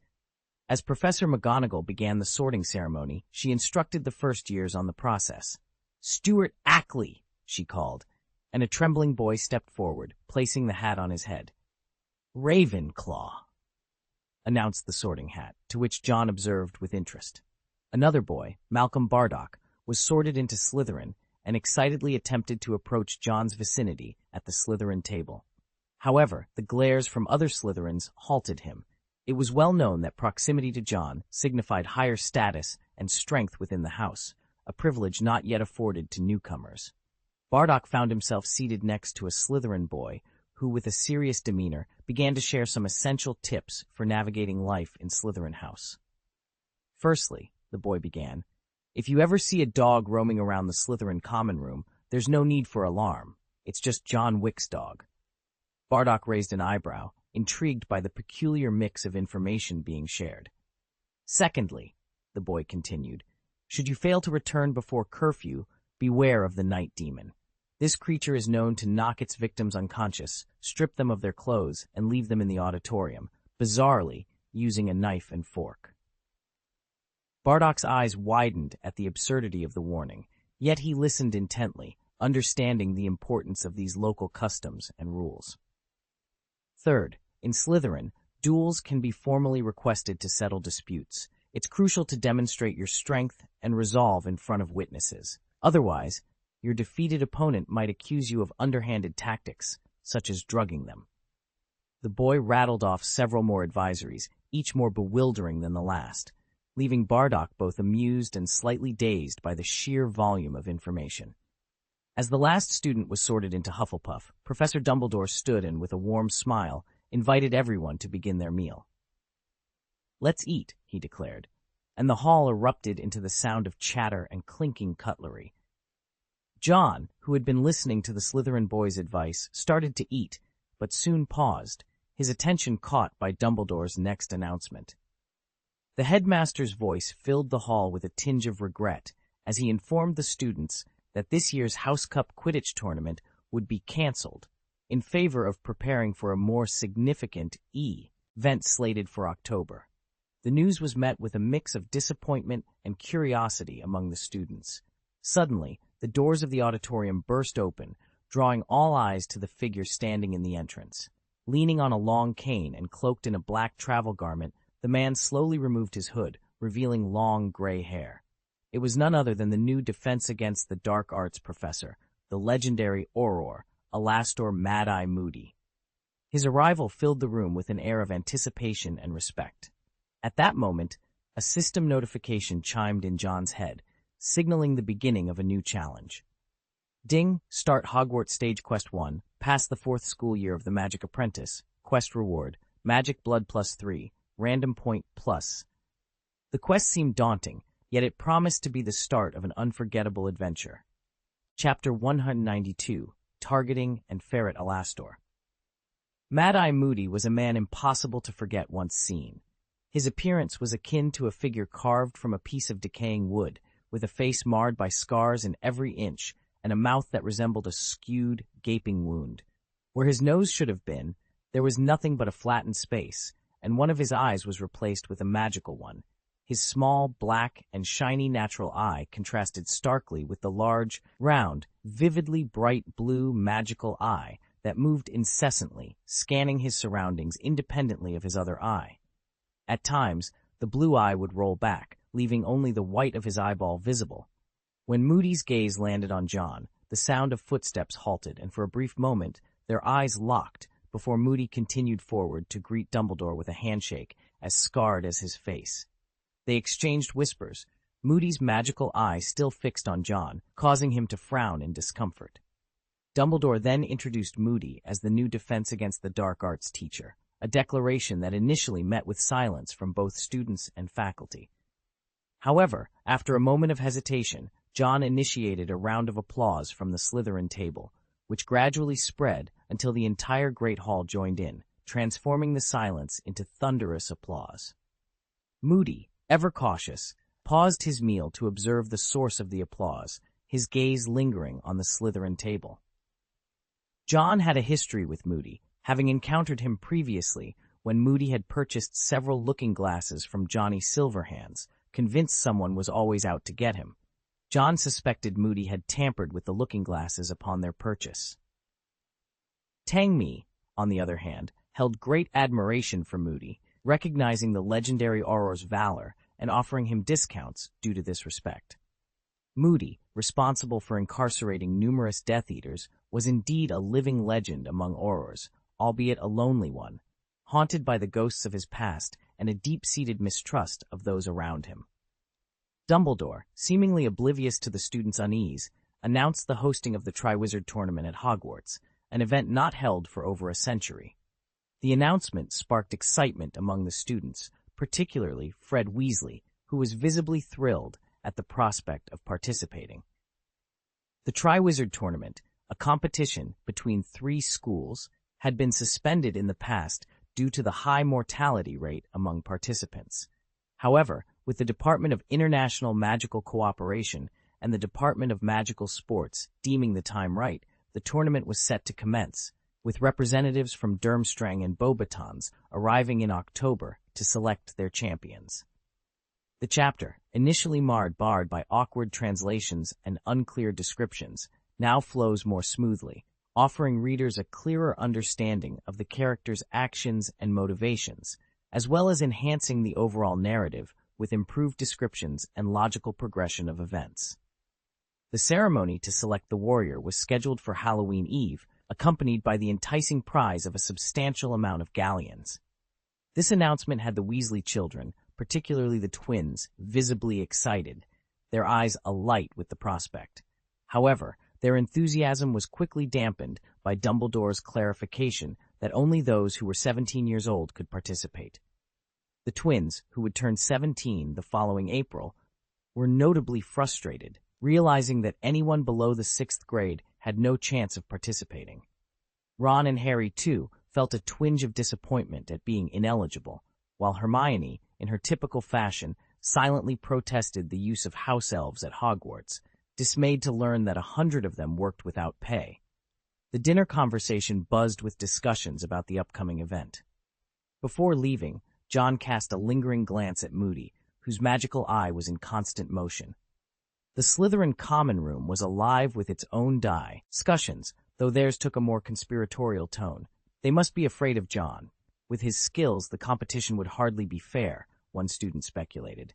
Exactly. John could easily outmatch them all. This must be one of Dumbledore's schemes, always favoring Gryffindor and Harry Potter, and now targeting John, another added, voicing a common sentiment among the Slytherins that Dumbledore was biased. Even Malfoy, usually not one to question authority, couldn't help but express his indignation. Dumbledore always favors Harry and Gryffindor. It's as if he's specifically against you, John. John, however, remained unfazed, focusing on his book as he replied, "The age restriction is a decision from the Ministry of Magic, likely a precaution to avoid endangering the students." The next day marked the beginning of the 4th grade, with Slytherin and Gryffindor sharing a morning class on magical creature care.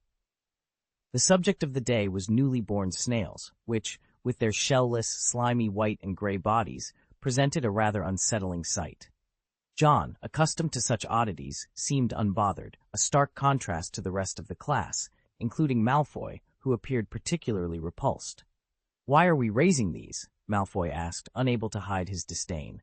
Hagrid, momentarily stumped, looked to John for an explanation. John, with his usual composure, explained, "The snail's shells, once fully developed, are valuable for alchemy, and their tails can be used to make potent explosives." This information seemed to pacify Malfoy, if only because John had said it. John added a cautionary note. "Be careful, though. The snail's tails are explosive. A young snail might only cause a skin irritation, but an adult could take your arm off." Hagrid beamed at John's contribution, awarding him extra points, though the rest of the class was less than thrilled at the prospect of potential explosions. In the afternoon, John attended the divination class alone, where Professor Trelawney greeted him with unusual warmth, treating him more like a friend than a student. "Dear, have you observed any changes in the stars?" she inquired. John, struggling to maintain his composure, replied, "I believe I saw something about an unfortunate individual's downfall." The class proceeded with Trelawney's vague predictions, including a misinterpretation of Harry's birth season, which elicited laughter from Ron, especially given her previous prophecy about the Savior being born at the end of July.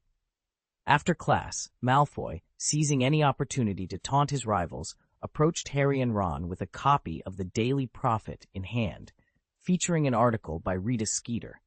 Skeeter, known for her sensational journalism, had taken advantage of the recent World Cup incident to highlight her own reporting prowess, much to the amusement of Malfoy and the annoyance of Harry and Ron. The news of a female wizard official's disappearance had just come to light, adding to the already tense atmosphere.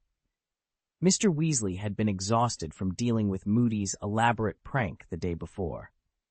Amidst this, Draco Malfoy found another opportunity to taunt the Weasleys. He brandished a photograph from an interview, laughing boisterously.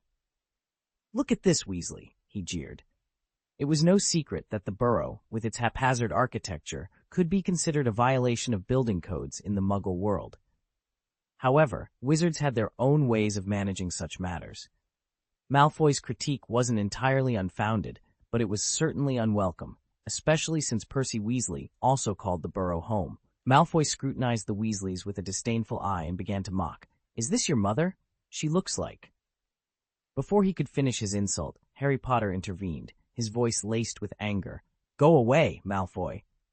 Malfoy paused, taken aback by Harry's outburst.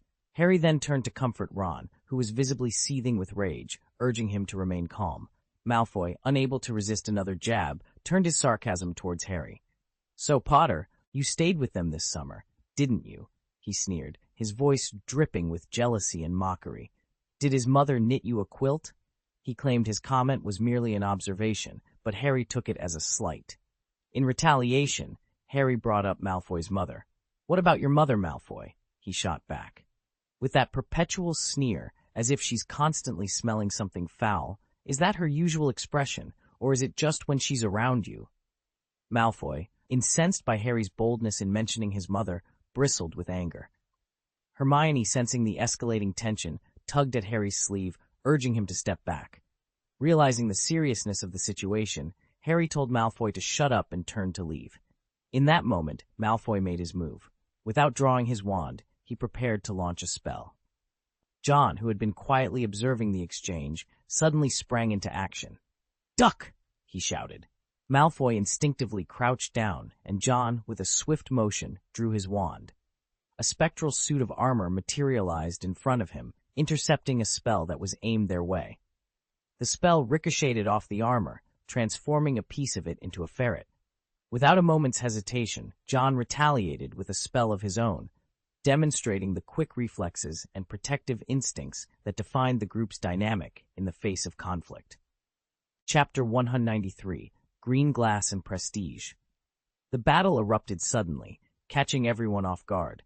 Harry, sensing a strong gust of wind behind him, was about to draw his wand when he noticed John engaged in a confrontation. With swift movements, John grabbed Malfoy by the hair and flung him aside, effectively switching their positions.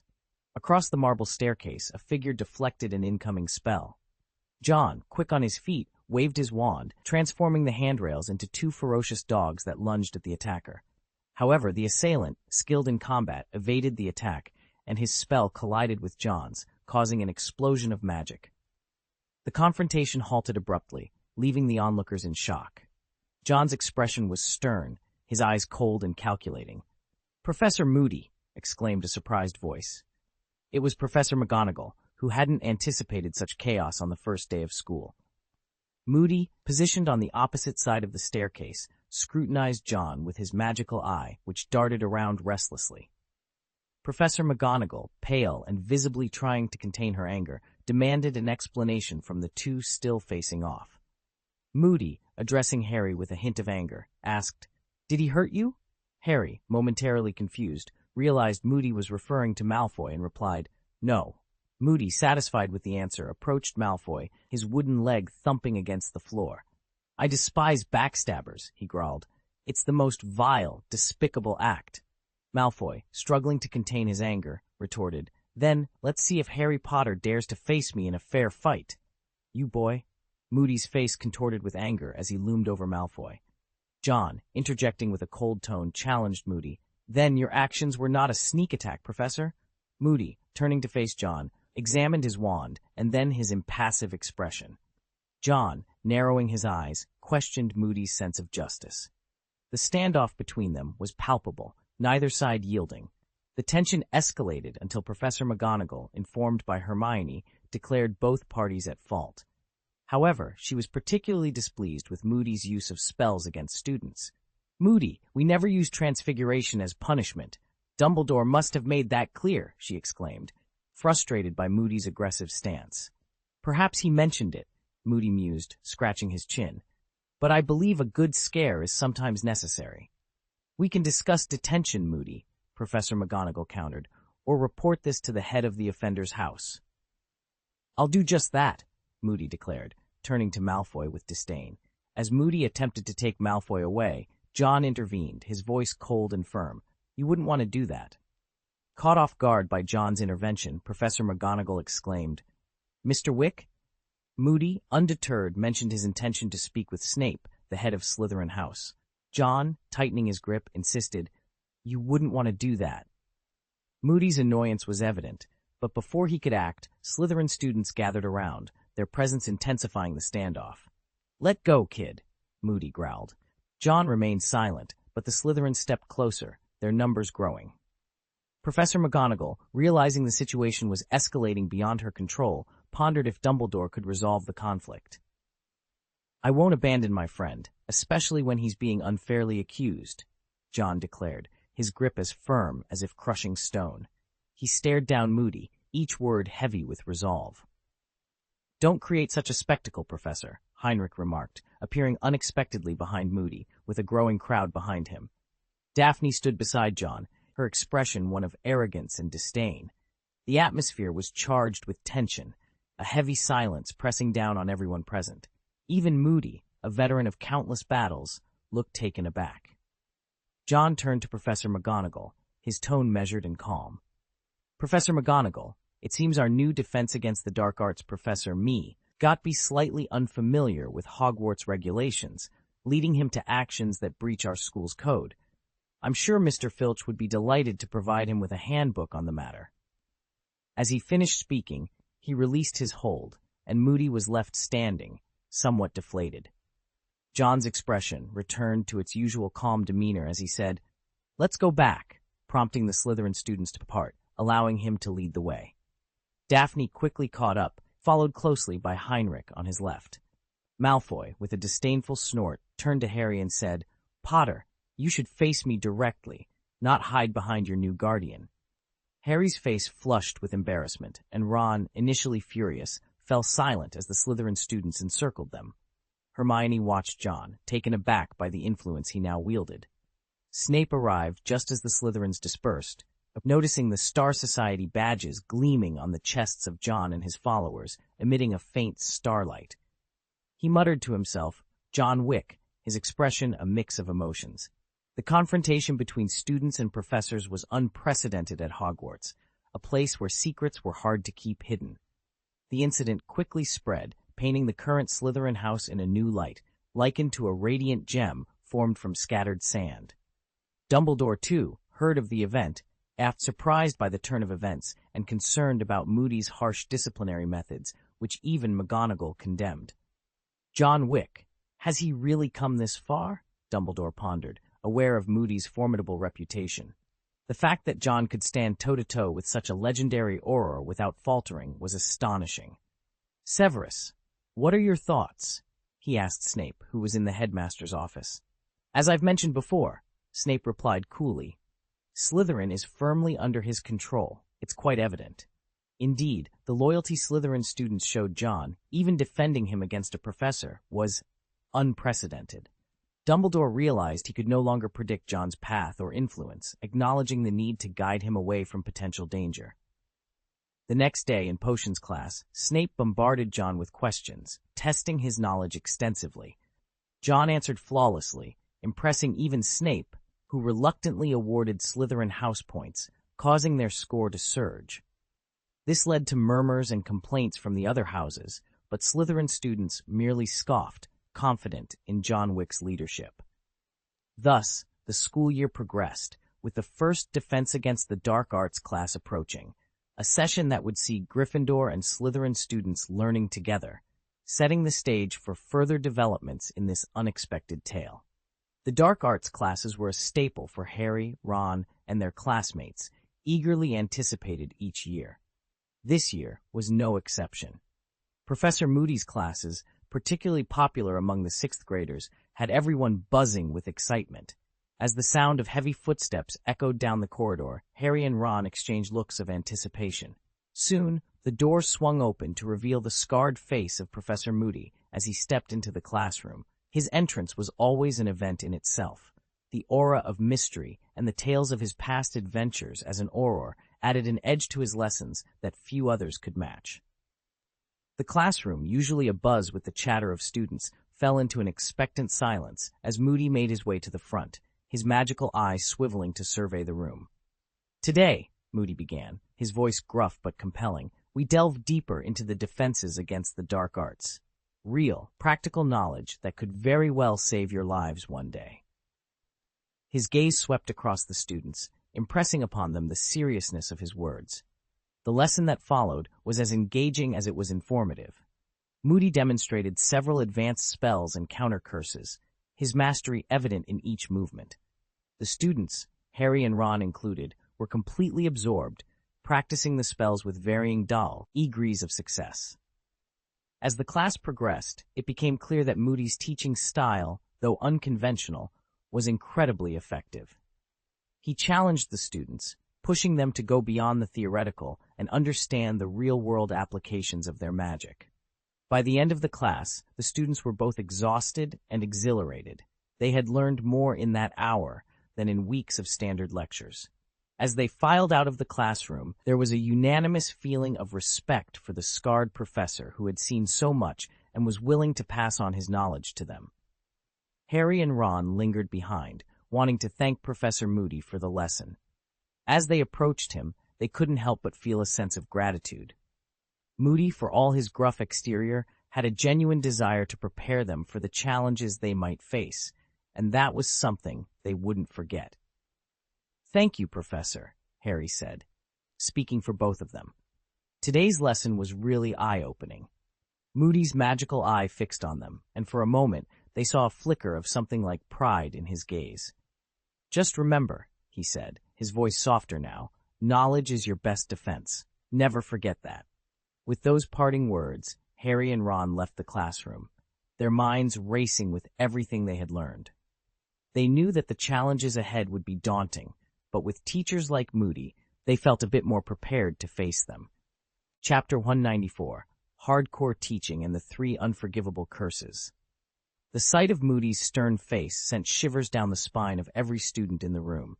They quickly retrieved their copies of Dark Magic, A Guide to Self-Defense, anticipating the start of the lesson. An unusual silence enveloped the classroom, a stark contrast to the usual buzz of activity. Put those away, Moody commanded in a gruff voice as he made his way to the front of the classroom, leaning heavily on his crutches before taking a seat.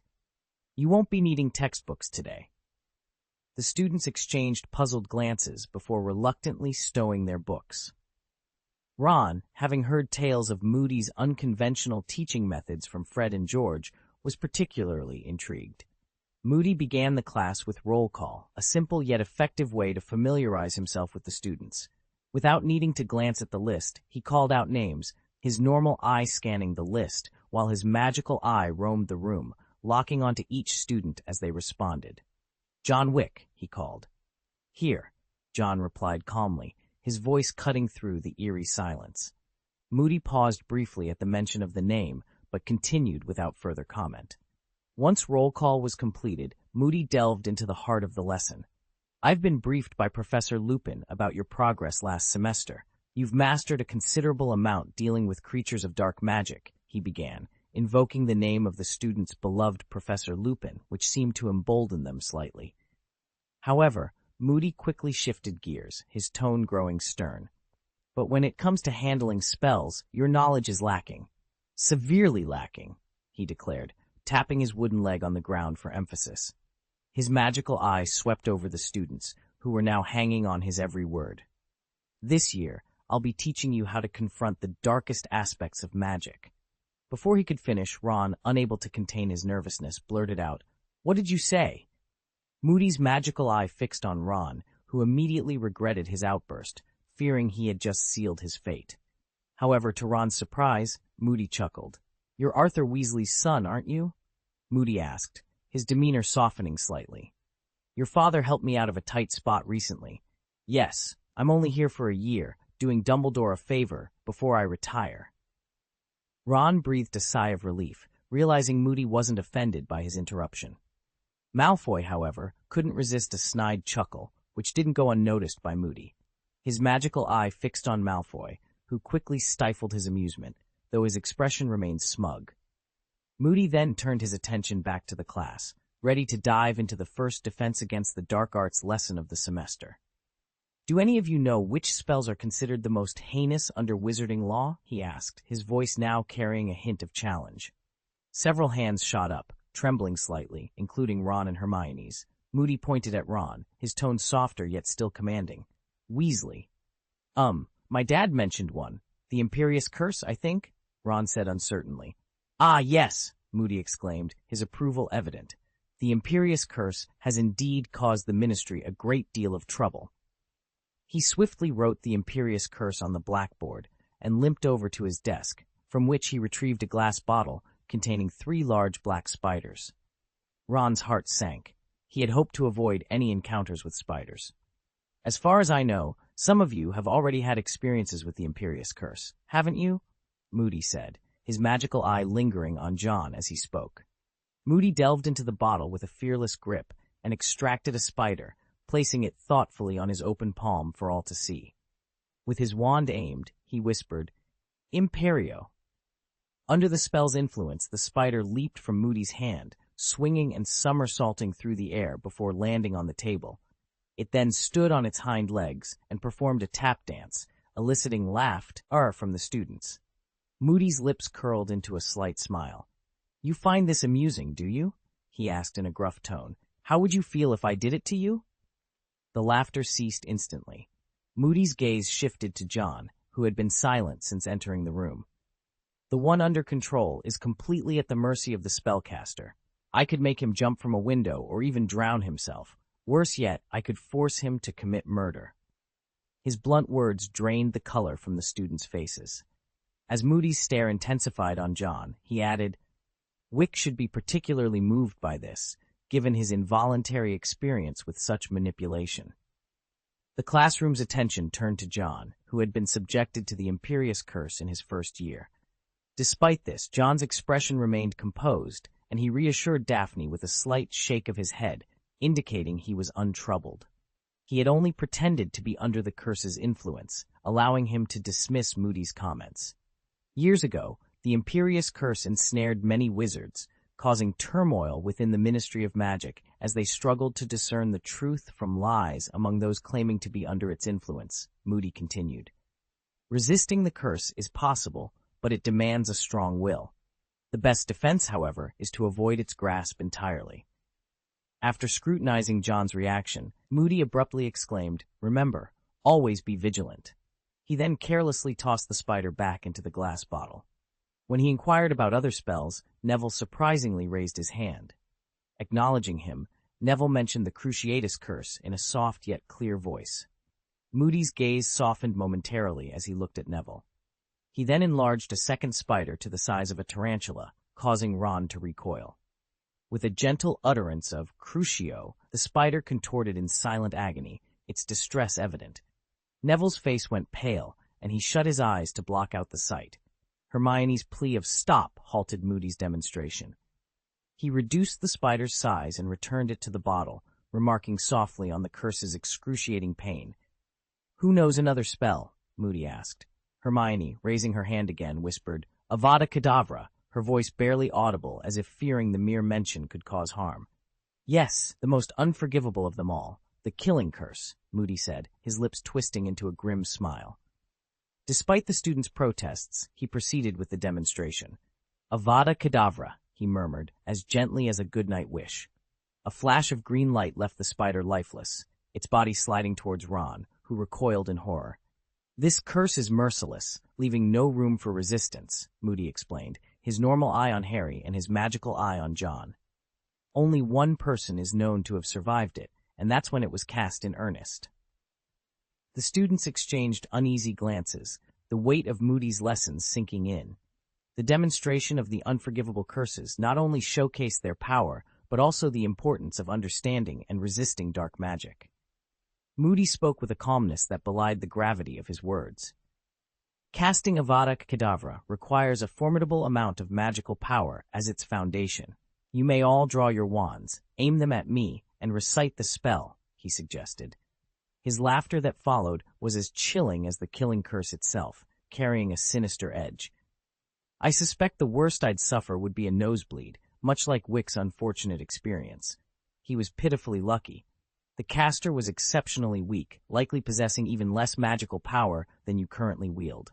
John couldn't help but curl his lips in disdain upon being addressed for the second time. The thought crossed his mind. "There's another who survived Voldemort's killing curse. Must you keep reminding us?"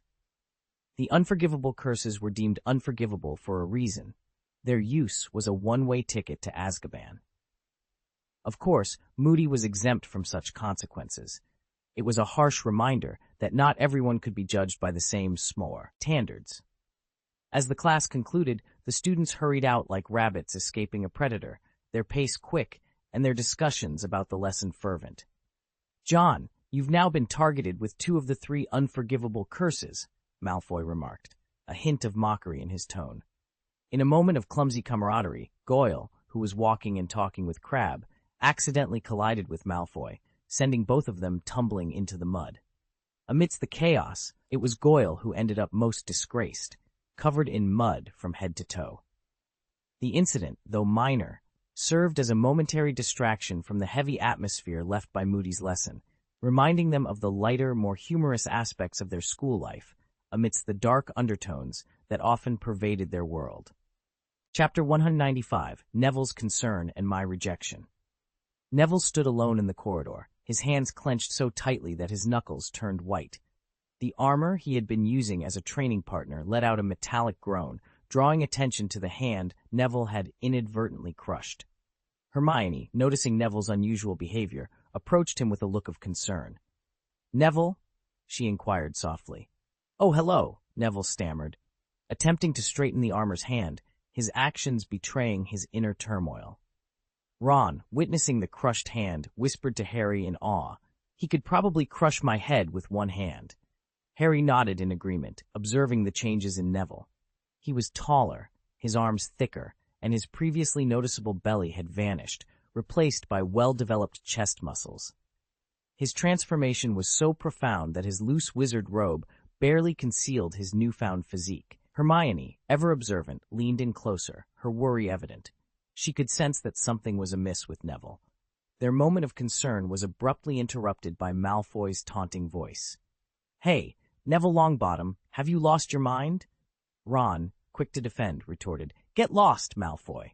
Malfoy, undeterred, continued his provocation, challenging, 3 laps around the Black Lake, do you dare? Neville, letting go of the armor's hand, responded to Malfoy with a determined, add weight. Malfoy smirked and departed, leaving Neville to express his gratitude to his friends. Thank you for your concern. I'm fine, just a little. His voice trailed off, a fleeting look of loneliness crossing his face before he hurried away. Harry, puzzled, asked, since when did Malfoy and Neville get along? Hermione, equally surprised, pointed out, haven't you noticed what Neville is wearing? What? Ron asked, clueless. The badge, Hermione explained, the badge of the Society of Stars. Ron couldn't believe it. I had no idea he joined. Harry and Ron, sharing a dormitory with Neville, were shocked by their own obliviousness. Hermione, exasperated by their lack of observation, sighed deeply. Suddenly, they heard the sound of someone approaching. Turning around, they saw Moody limping towards them, asking gruffly, Have you seen Longbottom? Meanwhile, Neville, burdened with added weight, was dragging a piece of armor tied with a rope, wooden boards placed beneath it to ease its movement. He panted heavily, urging himself to keep going, while a sweaty Malfoy, also pulling a suit of armor, followed behind. The armor, caught up in the moment, cried out, Hurry up, my little dragon. As they neared the Black Lake, tentacles emerged from the water's edge. The giant squid watched from below, and mermaids surfaced, eager to place bets on the outcome of the challenge. John, observing from a distance, remarked, Neville seems troubled today. He reflected on Neville's parents, hospitalized due to the Cruciatus curse, and considered how the curse's effects might be haunting Neville. Heinrich, sitting beside John, handed him a glass of water. After a refreshing gulp, John pondered the possibility of using his unique psychic magic to aid Neville's parents, contemplating the challenge of healing minds as complex as performing a soul operation. Determined to try after his upcoming magical power upgrade, John watched as Malfoy, exhausted after 3 laps, collapsed, the armor behind him waving a branch in a feeble attempt at victory. Malfoy's glare intensified as he snapped at the armor, his frustration palpable. Meanwhile, Neville continued his desperate run, his face a mix of sweat and tears, his eyes red with pent-up emotion. From atop a rock, John called out to him, urging him to halt his futile escape. Neville, overwhelmed, finally came to a stop by the lake, his legs giving way beneath him. He attempted to rise, but his strength had deserted him. Collapsing to the ground, he wiped his eyes, struggling to speak through his tears. John, I know what they did to my parents. Everyone says they're heroes, but Neville's voice broke, the weight of his long-suppressed grief evident.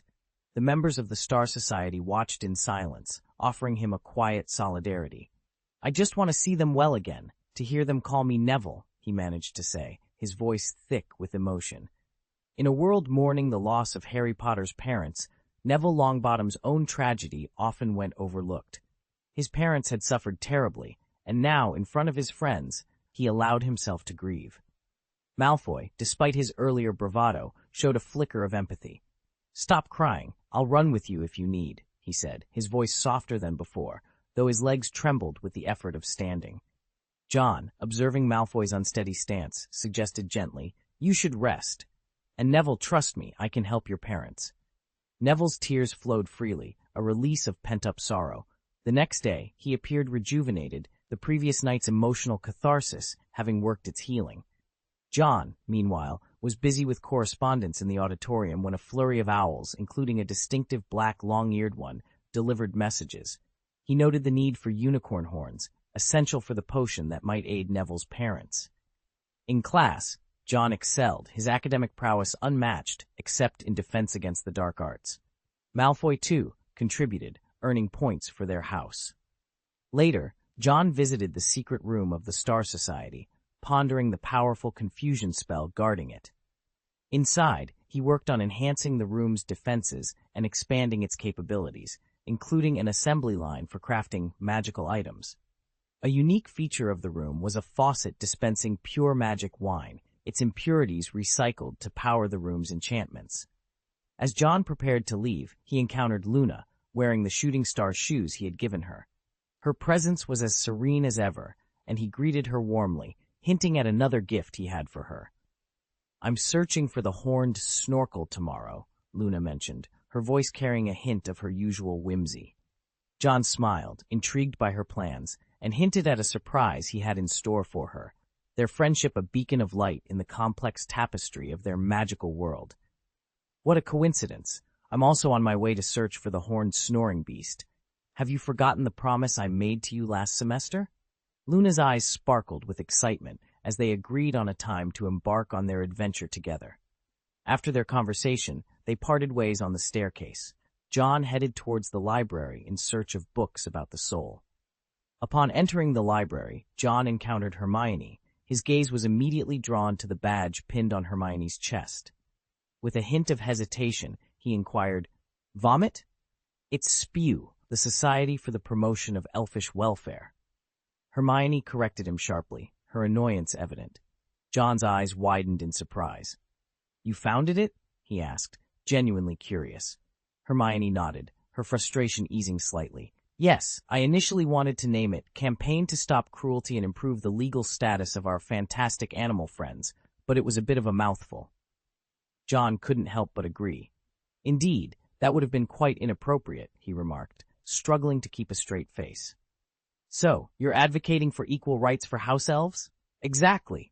Hermione found John's understanding refreshing compared to her usual struggles with explaining her cause to others. Her smile returned as she extended an invitation.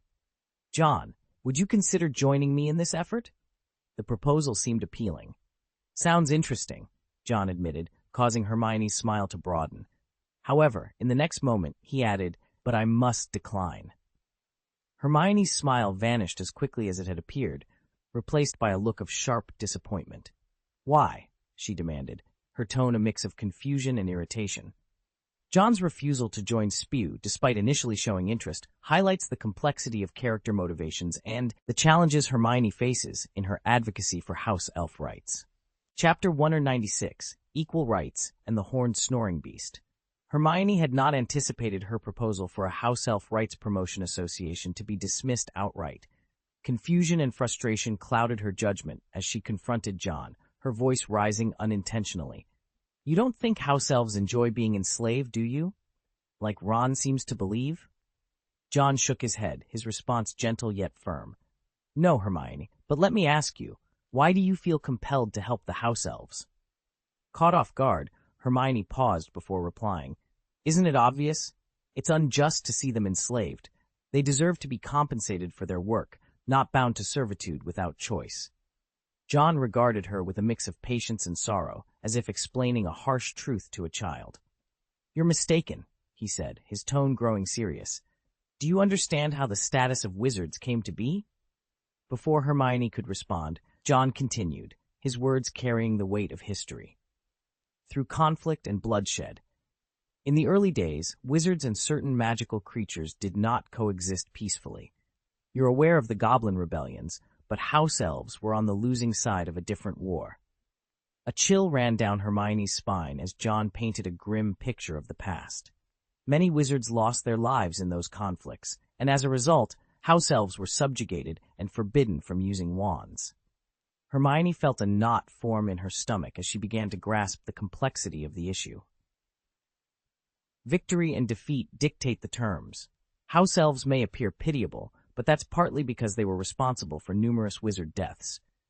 John's eyes held a cold intensity as he spoke. Wizards emerged as victors. This concept isn't unique to our world. Throughout history, the outcome of conflict has often resulted in enslavement, regardless of species. He paused, allowing the gravity of his words to sink in. While there may be benevolent masters who free their slaves, the history of subjugation leaves deep scars. House elves have been conditioned to serve, but the seeds of rebellion can lie dormant. John's calm demeanor belied the seriousness of his message. "Consider the goblins of Gringotts. Despite their defeat, do you think they harbor no resentment towards wizards?" Hermione's mind conjured images of the calculating gaze of a Gringotts goblin, and she felt a sense of unease. John's perspective was rooted in harsh realities, far removed from the idealistic narratives of novels. He continued, "House elves possess formidable magic, as evidenced by Dobby's ability to defy Hogwarts' anti-apparition enchantments without a wand. If we grant them equal rights, Are we prepared for the potential consequences? Hermione left the conversation feeling unsettled, her convictions shaken. John wondered if she would cling to her ideals, but regardless, he valued their friendship.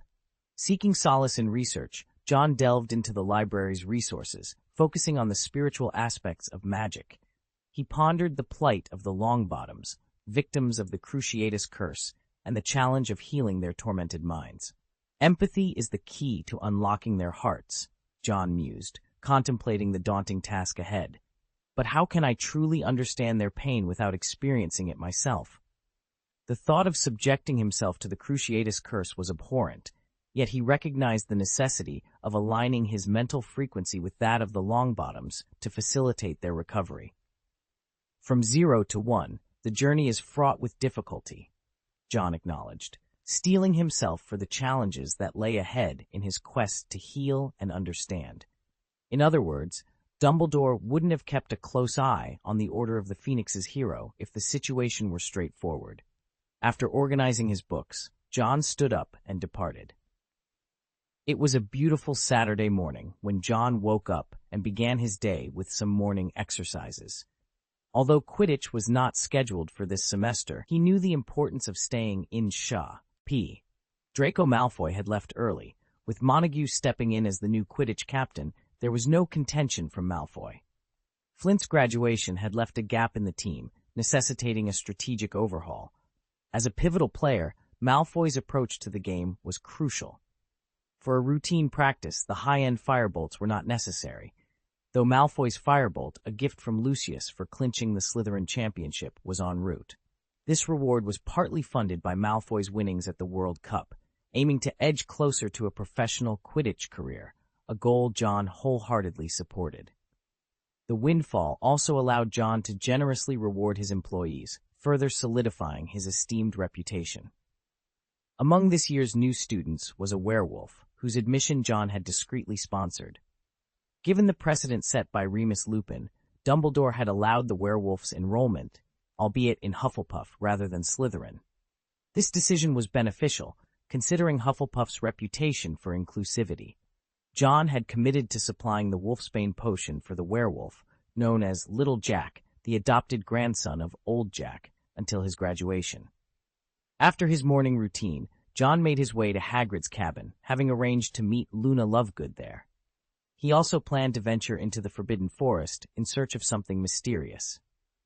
Upon arrival, Fang, Hagrid's boisterous dog, greeted John with boundless enthusiasm. John appeased Fang with some dog food before turning his attention to Hagrid, who was engrossed in studying the horned snorkack, a creature that had fascinated him with its apparition-like abilities and preference for dragon fruit. Inside the cabin, John noticed Hagrid acting suspiciously, attempting to conceal a piece of paper. Upon closer inspection, John recognized the name Madame Maxime, and, realizing Hagrid's bashfulness, tactfully shifted the conversation back to the horned snorkack. Before leaving, John offered Hagrid a piece of advice on winning over Madame Maxime with tulip perfume, a suggestion that left Hagrid visibly flustered. In the Forbidden Forest, John encountered Luna, who seemed lost in thought, possibly in search of the elusive crooked-horned snorkack. Her dreamy voice and whimsical ideas always had a calming effect. Amused by her conviction, John played along, claiming to have spotted the creature in a tree. Luna's reaction, a mix of curiosity and skepticism, made John realize the charm of their friendship, rooted in imagination and a shared sense of wonder. John, sensing the truth in Luna's words, said, "It's in the tree too, isn't it?" Luna nodded in confirmation. Together, they ventured into the Forbidden Forest. As they delved deeper, the surroundings grew denser and more mysterious. "Shh," John whispered, halting in his tracks. Luna, following closely, accidentally bumped into him. Rubbing her head, she turned her gaze to where John was looking. Before them stood a majestic tree, its appearance unique as if two trees were entwined into one. A noticeable tree hole was visible on its trunk. "There it is," John murmured. Luna's eyes widened in amazement as she spotted a small creature attempting to emerge from the tree hole. Its curved horns seemed oversized for its head. It was clear from Luna's expression that she had never encountered such a creature before. Suddenly, John accidentally rustled the bushes, causing the creature, a horned, snoring beast, to retreat back into the hole. However, it quickly reappeared, locking eyes with Luna. Overwhelmed, the creature let out a fart and vanished with a pop. Where did it go? Luna wondered aloud, her curiosity piqued. Then, she felt a slight movement on her shoulder. Turning her head, she discovered the horned, snoring beast, clumsily trying to cling to her robe with its claws. Gently, she extended her hand and greeted it in a soft, dreamy voice. "Hello, my name is Luna." Her sincere introduction seemed to perplex the creature, which paused before finally responding with a soft moo. Luna's smile radiated warmth and joy. "Thank you, John," she said, her gratitude evident. John, leaning against the tree, observed the scene with a quiet smile, feeling a sense of fulfillment. He simply waved his hand in response, content in the moment. Chapter 197, Zowu and the Poachers. The crooked snorkack had taken a particular liking to Luna, often showing itself only in her presence. John speculated that this might be due to his own creative influence. Magic, after all, was a mysterious force where mere words or thoughts could manifest into reality. Luna, true to her Ravenclaw heritage, possessed a cleverness and wisdom that John admired greatly. Wisdom, as Ravenclaw House proclaimed, was the greatest treasure one could possess. As John was about to escort Luna back, a disturbance in the woods ahead caught their attention. It sounded like a large animal was on the move.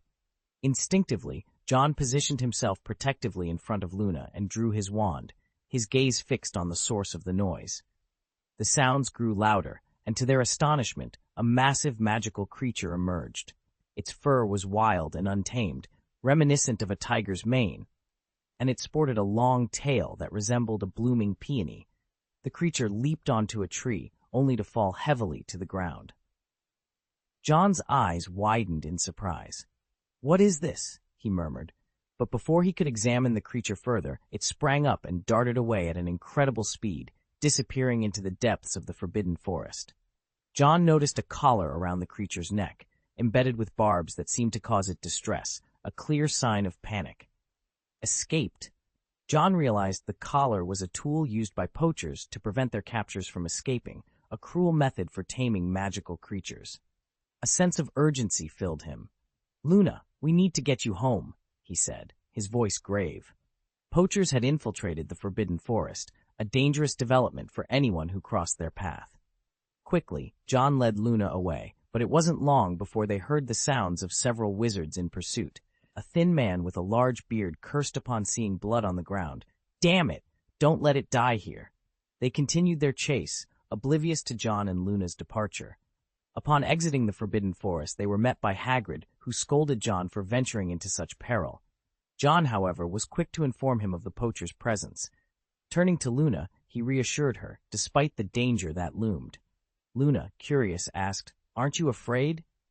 John hesitated, pondering whether to reveal his intention to confront the poachers. The Forbidden Forest was home to many creatures, including herds of unicorns and Wei, a creature John held dear. He couldn't bear the thought of any harm coming to them. "It's all right, I've got Hagrid with me," John finally said, patting Hagrid reassuringly.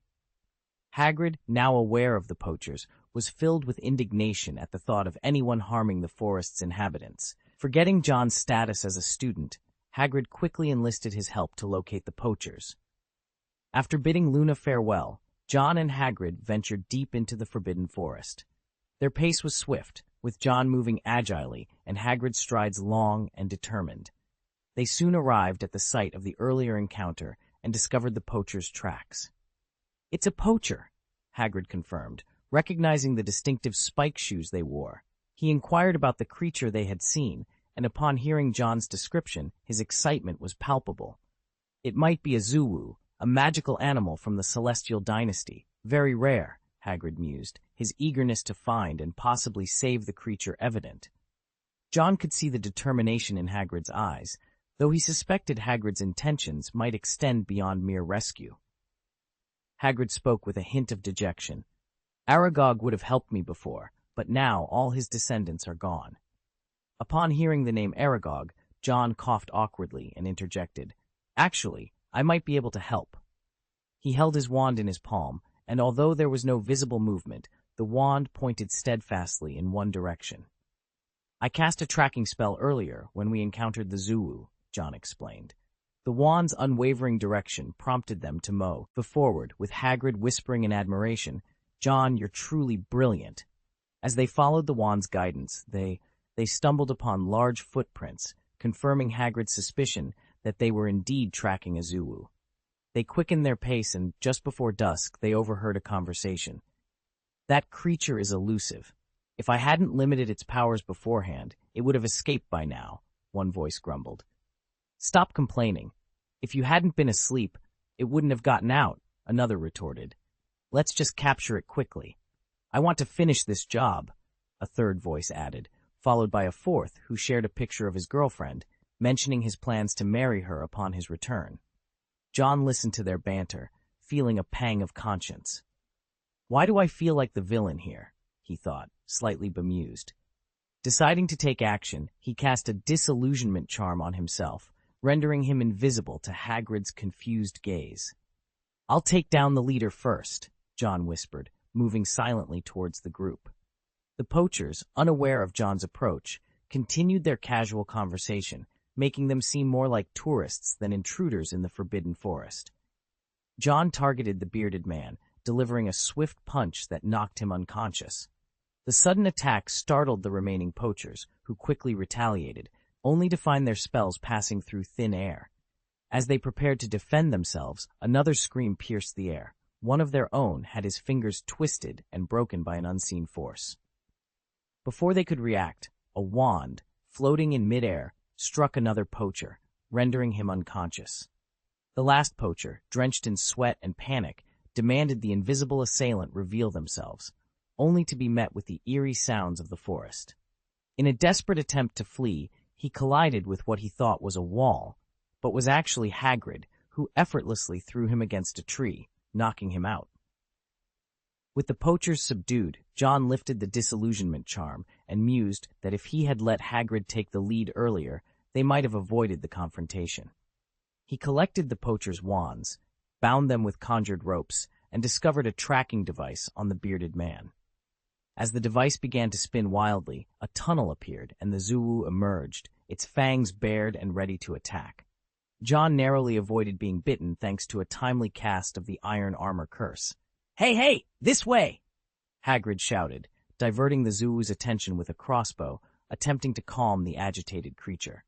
"It must be the collar the poachers put on it," Hagrid deduced, trying to soothe the Zuu, which continued to leap from tree to tree, agitated and unpredictable. Hagrid was determined to protect both John and the creature while John prepared his wand, hoping to subdue the Zuu without causing harm. "It's useless. It's too agitated," he realized, noting the challenge they faced in calming the creature.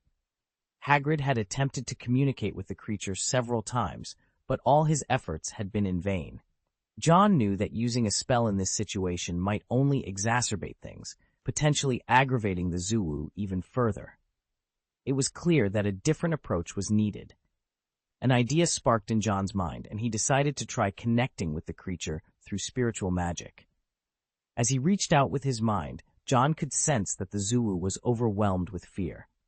This realization gave him the opening he needed. With the aid of his meteor shoes, John moved with incredible speed, closing the distance between them in an instant. He reached out, grabbing hold of the Zou's mane, and employed spiritual magic to communicate his intentions. "Big fellow, we mean you no harm," John conveyed through the spiritual connection, hoping to calm the creature's fears. The use of spiritual magic in this manner was delicate, requiring John to project sincerity and peaceful intentions. His message was simple yet profound, aiming to establish a bond of trust between them. Chapter 198, Comfort and Rescue. Darkness clouded John's vision as a wave of unease, panic, and fear overwhelmed him. He could sense the Zou's torment, the pain of the collar digging into its bone vivid in his mind. Taking a deep breath, John fought to suppress his discomfort and gently soothed the creature.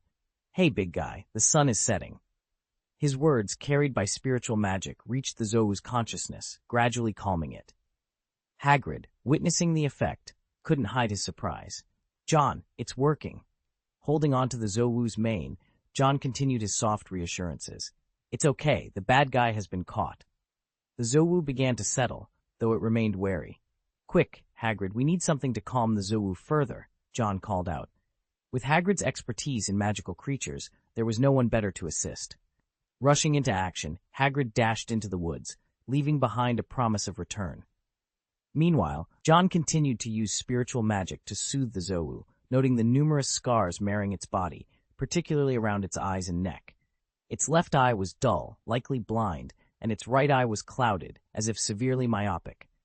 The tight collar around its neck was a source of constant pain, and without spare hands, John could only offer his calming presence. Soon, Hagrid returned, arms filled with objects resembling giant cat teasers. Approaching the Zowu with utmost care, he waved the teaser. The creature, needing to be close to see clearly, noticed the teaser and relaxed, its paws playfully batting at it. Seizing the moment, John and Hagrid carefully moved to remove the collar. A dangerous device, it threatened to cut deeper into the Zowu's neck with any resistance. But for John, a master of alchemy, this was not an insurmountable challenge. With a flick of his wrist, adorned with silver rings, he targeted the collar. The magic within it collapsed, and with the application of the shattering curse, the collar broke apart, freeing the Zowu from its painful restraint. The creature cried out, a sound more akin to a large cat's yowl, as the nails were removed. Hagrid kept the Zowu's attention with the teaser, allowing John to examine its wounds. Dark magic lingered, complicating their healing. "Take it slowly," John advised, noting Hagrid's eager anticipation. The Zowu, with its imposing size and fierce demeanor, was not a creature to be taken lightly, especially given its ability to traverse space. John then proceeded to treat the Zowu's wounds, using the coin curse to conjure galleons, which he spent without hesitation to aid the healing process. The treatment was costly, consuming 500 galleons in less than half a minute, a fact that made John wryly comment on the expense. Despite the pain, the Zowu's condition improved significantly, its movements becoming more joyful as it turned and leaped around. Though its eyesight remained impaired, John was hopeful for a full recovery with time and care. As he collected some of the Zowu's blood for further study, a unicorn emerged from the forbidden forest, accompanied by a familiar centaur. It was Firenze, whom John had met during his first year. The sight of these magical creatures together was a reminder of the wonders and challenges of the magical world. Weiwei, after running over, first circled around John before gently touching him with her horn. "I'm a bit worried about you," she said, expressing her concern about the large animals active in the forbidden forest. John, touched by her concern, stroked Weiwei's mane in response. Meanwhile, Firenze approached Hagrid, who was dealing with the poachers they had caught. The poachers, having just woken up, were in a state of panic, especially one whose finger had been broken off, who was screaming in agony. Hagrid planned to hand them over to the school authorities, as these poachers were known to sneak into the Forbidden Forest annually to capture rare magical creatures. Firenze expressed his gratitude to John, explaining that the chaos caused by Zowu had inadvertently led to the capture of some of these poachers, who had also managed to ensnare several magical beasts. John left the poachers in the capable hands of Hagrid and Firenze, who would ensure the release of the captured magical creatures. As he was about to leave, John noticed the large cat, Zowu, following him, which gave him a slight headache. "Why are you following me?" he asked, sensing Zowu's feelings of grievance and fear, likely stemming from its recent rescue and newfound dependency on John. John was concerned that Zowu's presence might frighten the unicorns he was heading to visit. However, Weiwei suggested that Zowu could accompany them, reassuring John that Zowu, being a benevolent creature, posed no threat, as it only fed on carrion. Reluctantly, John agreed to bring Zowu along, guiding it with a glowing light from his wand through the forest and past a waterfall to the unicorn colony. Upon their arrival, they found Clark absent, and Weiwei led John to retrieve a unicorn horn. In gratitude, John left behind a bottle of Stellaris, a magical beverage that quickly attracted a large number of unicorns. When Clark returned, he was greeted by the sight of several inebriated unicorns, much to his surprise. Eventually, John left Zowu in Hagrid's care, reassuring the creature that he would return. Hagrid, showing great interest, had prepared a feast of dead sheep and pigs for Zowu, which delighted the creature. The following day, John kept his promise and visited, finding Zowu joyfully romping around, nearly causing damage to Hagrid's hut. However, Hagrid was not upset. Instead, he was overjoyed by Zowu's happiness, even though his pet, Fang, was terrified and refused to enter the hut for fear of it collapsing. John had hoped Hermione would not draw certain conclusions from his words, but she did so regardless. Harry and Ron, with resigned expressions, found themselves explaining the situation to their fellow students, almost as if they were reluctantly promoting a cause. The initiative to promote house elf rights was met with resistance, as many wizards were accustomed to the convenience of having house elves serve them. Even the usually accommodating Hufflepuffs were reluctant to give up this service, especially given their fondness for late-night snacks prepared by the house elves. Malfoy, upon hearing about the initiative, was infuriated, especially remembering how Harry had previously targeted his family's house elves. It dawned on him that Harry had planned this all along. John, feeling a twinge of guilt, silently apologized to Harry, admitting to himself that his dislike for Lucius Malfoy had influenced his encouragement of Harry's actions. When Basil, the owl, delivered a letter to John, he was reminded of the limited number of people studying spiritual magic. He had reached out to experts in healing magic, seeking advice on the feasibility of using empathy to heal the Longbottoms. While no one could confirm the success of such a method, they did not dismiss it as impossible, suggesting that if John's approach could indeed open the Longbottoms' hearts through empathy, there might be a chance for healing. John tapped his fingers on the table, his brow furrowed in thought. The possibility of the matter at hand seemed increasingly plausible. Among the letters Basil had returned with, some were from Tang Mi, indicating that the investigation into Riddle's ancestral home and the orphanage had already commenced. John had made it clear that discovery alone was sufficient. There was no need for further investigation. Given the singular nature of the surname and the expansive reach of Johnny Silverhand's influence, uncovering the truth was only a matter of time. Another issue weighed on his mind. Barty Crouch had been absent for some time due to official commitments. Upon his return, he discovered his home had been burglarized. What happened at old Barty's house? John mused, his expression turning into a frown. Barty had been preoccupied with work, and with his son away, he seldom visited his own home. Moreover, he had dismissed his house elf, eliminating the possibility of its return. Was this intrusion a direct attack on Barty, or was there a deeper scheme at play? The situation was complex. The absence of the house elf and Barty's son left the house vulnerable, suggesting that the break-in might not have been a mere coincidence. John considered the implications, aware that understanding the motive behind the intrusion could be key to unraveling a larger plot. The pieces of the puzzle were slowly coming together, but the full picture remained elusive. Chapter 199, Magic Power Level 5 and Fiendfire Level 5. Harry had been in frequent communication with Sirius lately. Before the school term began, Harry experienced a painful sensation in his scar and saw visions in his dreams. He confided in Sirius about the pain, which caused Sirius great concern. Harry initially intended to share the details of his dream with Sirius, but Draco Malfoy's taunting words echoed in his mind. "Potter, you should confront me, not run to your new nanny." Despite his disdain for Malfoy, Harry couldn't help but feel affected by his words. He realized he had been burdening too many people with his problems, including Hermione, who had been urging him to inform Dumbledore. However, Harry felt reluctant to trouble Dumbledore further and ultimately dismissed his scar pain as a mere psychological effect, leaving Sirius with doubts. Meanwhile, Hermione had persuaded Harry to join the House Elf Rights Promotion Association, which required a mere 2 sickles for membership and used the funds for advocacy. Despite the low cost, they struggled to attract new members, facing ridicule from many, especially Malfoy. Malfoy frequently mocked Harry, comparing him to a beggar for collecting money, and flaunted his own Star Club badge, which featured changing stars, in a derisive manner. Ron, incensed by Malfoy's arrogance, remarked, "If Malfoy is a member, the Star Club can't be worth much." The workload from Professor McGonagall was overwhelming, as she piled on assignments in preparation for the OWL exams the following year. Despite the students' complaints, McGonagall maintained that the rigorous work was for their benefit. In defense against the dark arts, Professor Moody had taken an unconventional approach by demonstrating the imperious curse on students to test their resistance.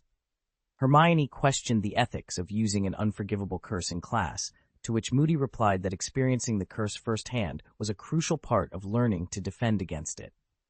Despite her initial reservations, Hermione stayed, intrigued by the practical application of resisting the imperious curse.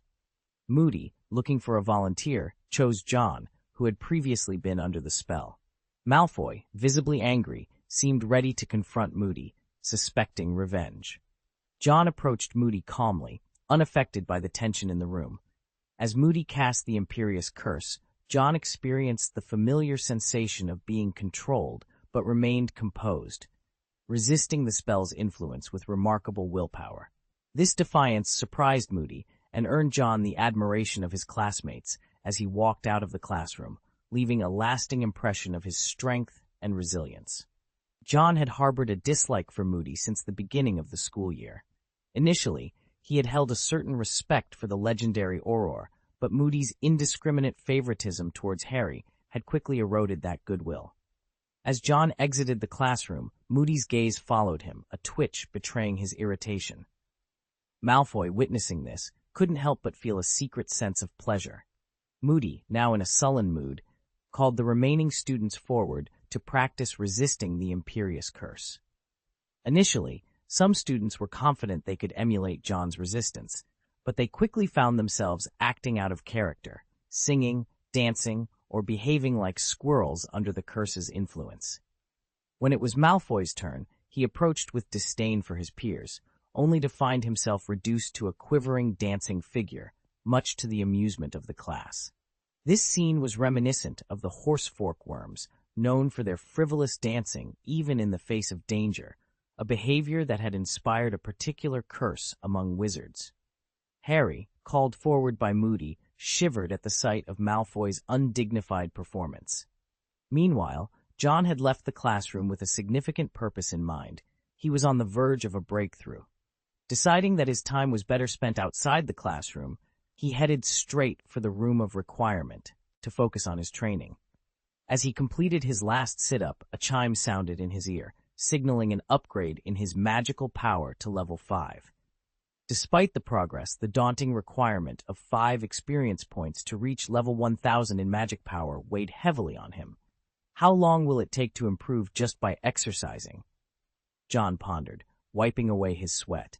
He knew that achieving invincibility was a distant dream, but he was determined to at least possess the strength to protect himself against Voldemort. He estimated that reaching level 6 in magic power would give him a fighting chance. Reflecting on his progress, John considered the importance of selecting the right skills with his remaining points. Is there a skill that can annihilate all adversaries in a single blow? He mused, scanning the list of spells. To his surprise, he noticed that Fiendfire, a spell he seldom used due to its dangerous and uncontrollable nature, had also leveled up to 5 alongside his magic power. Contemplating the destructive potential of Fiendfire, John realized it could serve as a powerful equalizer, capable of consuming everything in its path. However, employing such a spell would undoubtedly mark him as a dark wizard, inviting a host of complications. After some deliberation, John decided to focus on enhancing his transfiguration skills, recognizing the strategic advantage of improving in this area. With his magic power now increased, he experimented with Fiendfire once more, finding it significantly easier to control than in his earlier attempts. This newfound ease led him to wonder if his affinity for elemental magic played a role in his improved mastery. As John extinguished the Fiendfire, he felt the drain on his mana, but was satisfied with the progress he had made. Exiting the room of requirement, he emerged just as classes were ending, ready to face whatever challenges lay ahead with his enhanced abilities. As John made his way to lunch, he couldn't help but overhear the curses Malfoy was hurling around, still fuming from the morning's events. In a spectacle that had the whole class talking, Malfoy had been transformed into a bug, performing an involuntary dance that had everyone's attention. It was clear to John that Professor Moody had orchestrated the whole scene, a suspicion that seemed to be shared by many, including Daphne, who looked on with a mix of horror and disgust. The day's lesson had taken an even more bizarre turn when Daphne fell victim to the imperious curse, forced to act out the role of a bunny in front of everyone. The humiliation of the experience was such that she lost all interest in cooking, a hobby she usually enjoyed, which, in a roundabout way, worked in John's favor, allowing him to slip away unnoticed. The class had been intended as a practical demonstration of the imperious curse, but it ended up serving as a lesson in humiliation and control, leaving a lasting impression on everyone involved. Heinrich, upon hearing of Malfoy's embarrassing performance, had whisked him away with a stern expression, only for rumors to later circulate that Malfoy had been made to dance yet again throughout the afternoon. What truly astounded the professors and students alike was John's apparent immunity to the imperious curse. His mental fortitude was a topic of much discussion, elevating him to the status of a mythical figure in the eyes of his peers. They whispered among themselves, half in awe, half in fear, dubbing him a 100-year-old monster for his unique resistance to what was considered one of the most insidious forms of magical manipulation. Chapter 200, Neville's Special Training and the Outspoken Ron. It was a crisp Saturday morning when John decided to take Neville aside for some special training. They left the castle grounds, making their way past the Humping Willow and towards the Shrieking Shack. Neville, who had recently begun to shed his timid nature, couldn't help but ask, "John, why are we here?" John glanced around cautiously. Once he was sure they were alone, he retrieved the Heart of Silence from his bag and placed it on the doorknob. Activating the device, he ensured that no sound from within the Shrieking Shack could escape. His actions, shrouded in secrecy, made Neville uneasy. Although he trusted John, the fear was palpable in his throat. Just as Neville braced himself for the unknown, John's next move took him by surprise. He tossed a wand to Neville and asked, "Do you want to heal your parents?" Neville, momentarily stunned by the question, nodded emphatically. "Of course. Are you certain?" John's gaze was intense, a seriousness etched on his face that was seldom seen. Without hesitation, Neville nodded again, his expression mirroring John's seriousness. John, reassured by Neville's determination, adopted a more relaxed tone. "All right, from today, I'll teach you how to use the Cruciatus Curse." Neville's disbelief was palpable. "The Cruciatus Curse?" he exclaimed. It was an unforgivable curse, one not even Moody dared to teach. The implications of using such a curse weighed heavily on Neville. Being caught meant Azkaban. Yet, John's stern rebuke cut through his doubts. "If you want to save your parents, you must learn this spell." Neville's objections died in his throat, his face flushed with a mix of fear and resolve. John was adamant. He believed that to heal, one must empathize, and who better than Neville, the son of the Longbottoms, to serve as the perfect conduit. The blood of his parents flowed through him, a connection that could not be severed. John also saw this as an opportunity to test Neville's suitability for the Stars Club. Sometimes, achieving one's goals required stepping into moral gray areas. By October, John's training on the Cruciatus Curse had made little progress, hindered by Neville's inherent kindness. This trait, while admirable, was not conducive to their current objective. Frustrated, John sought advice from an unlikely source in the Great Hall. "Malfoy, how can one quickly make someone detestable?" John inquired. Malfoy, puzzled and slightly offended by the question, hesitated. "Why are you asking me?" John's silent stare was answer enough. Malfoy, reluctantly admitting his expertise in the area, shared his insights. Target their vulnerabilities, their scars. The more they cherish something, the more you should belittle it. John found Malfoy's advice enlightening. "Indeed, you're quite skilled at being detestable," he remarked, a backhanded compliment that Malfoy chose to ignore. Armed with this new strategy, John's training sessions with Neville saw significant improvement. As the days passed, the arrival of the Beauxbatons and Durmstrang students drew near. A buzz of excitement filled the air, with a large group of Hogwarts students gathering around a notice at the foot of the marble staircase, eagerly discussing the upcoming event scheduled for the 30th of October. The class ended half an hour earlier than usual, eliciting visible joy among many, particularly the Gryffindor students. It was potions class that day, a subject under Snape's tutelage, which they openly disliked. John glanced at Heinrich, a hint of amusement in his voice, as he said, "You're about to see your classmates." Heinrich, pale and listless, barely lifted his gaze to respond, "They're just a bunch of foils to me." John found Heinrich's dismissive comment about his classmates rather harsh. Heinrich sneered as he spoke of Karkaroff. "He doesn't see the value in people. He's utterly utilitarian, with Krum being his prized possession." John raised an eyebrow. "Krum? The Bulgarian seeker? Hardly an acquaintance, Bear, lie an opponent," Heinrich replied with conceit. "Karkaroff parades him around, basking in his reflected glory." John decided not to delve deeper, turning his attention to Ernie Macmillan, who was hurrying to inform Cedric. In John's eyes, Cedric had the potential to be a formidable competitor, assuming the competition remained fair. Cedric's prowess was acknowledged even by Heinrich, despite his usual arrogance. "That idiot wants to be a Hogwarts champion too?" Ron's voice cut through the air, drawing a pause from John. Ron, looking indignant, pushed through the crowd. Both John and Heinrich fixed cold stares on him. "He's not an idiot. Your dislike stems from him besting Gryffindor in Quidditch," John corrected. Hermione chimed in, defending Cedric's character. "He's an exemplary student, a prefect, and a member of the Star Club." Her words were met with Ron's sharp retort, accusing her of favoring Cedric for his looks. Hermione, visibly upset by the insinuation, retorted, "I don't judge people solely on their appearance." Ron, about to mock Hermione's past infatuation with Lockhart, found himself interrupted by John's imposing figure. "Ron, you really should learn to think before you speak," John advised, his tone firm yet composed. "Neville and Cedric are both commendable individuals. The Star Club is honored to have them." Ron's face flushed with embarrassment, his attempt to belittle the club by mentioning Malfoy's membership quickly silenced by John's chilling rebuke. Harry stepped in, trying to diffuse the tension. "John, Ron didn't mean any harm." "I hope that's the case," John replied coolly, his gaze shifting between Harry and Ron. Heinrich's golden eyes glinted menacingly, ready to defend John's honor at a moment's notice. Harry, feeling the weight of John's indifferent stare, found himself at a loss for words.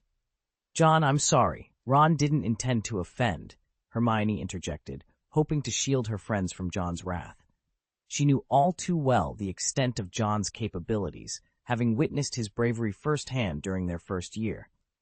After John and Heinrich departed, Ron grumbled about the possibility of becoming a champion himself, if not for the age restriction.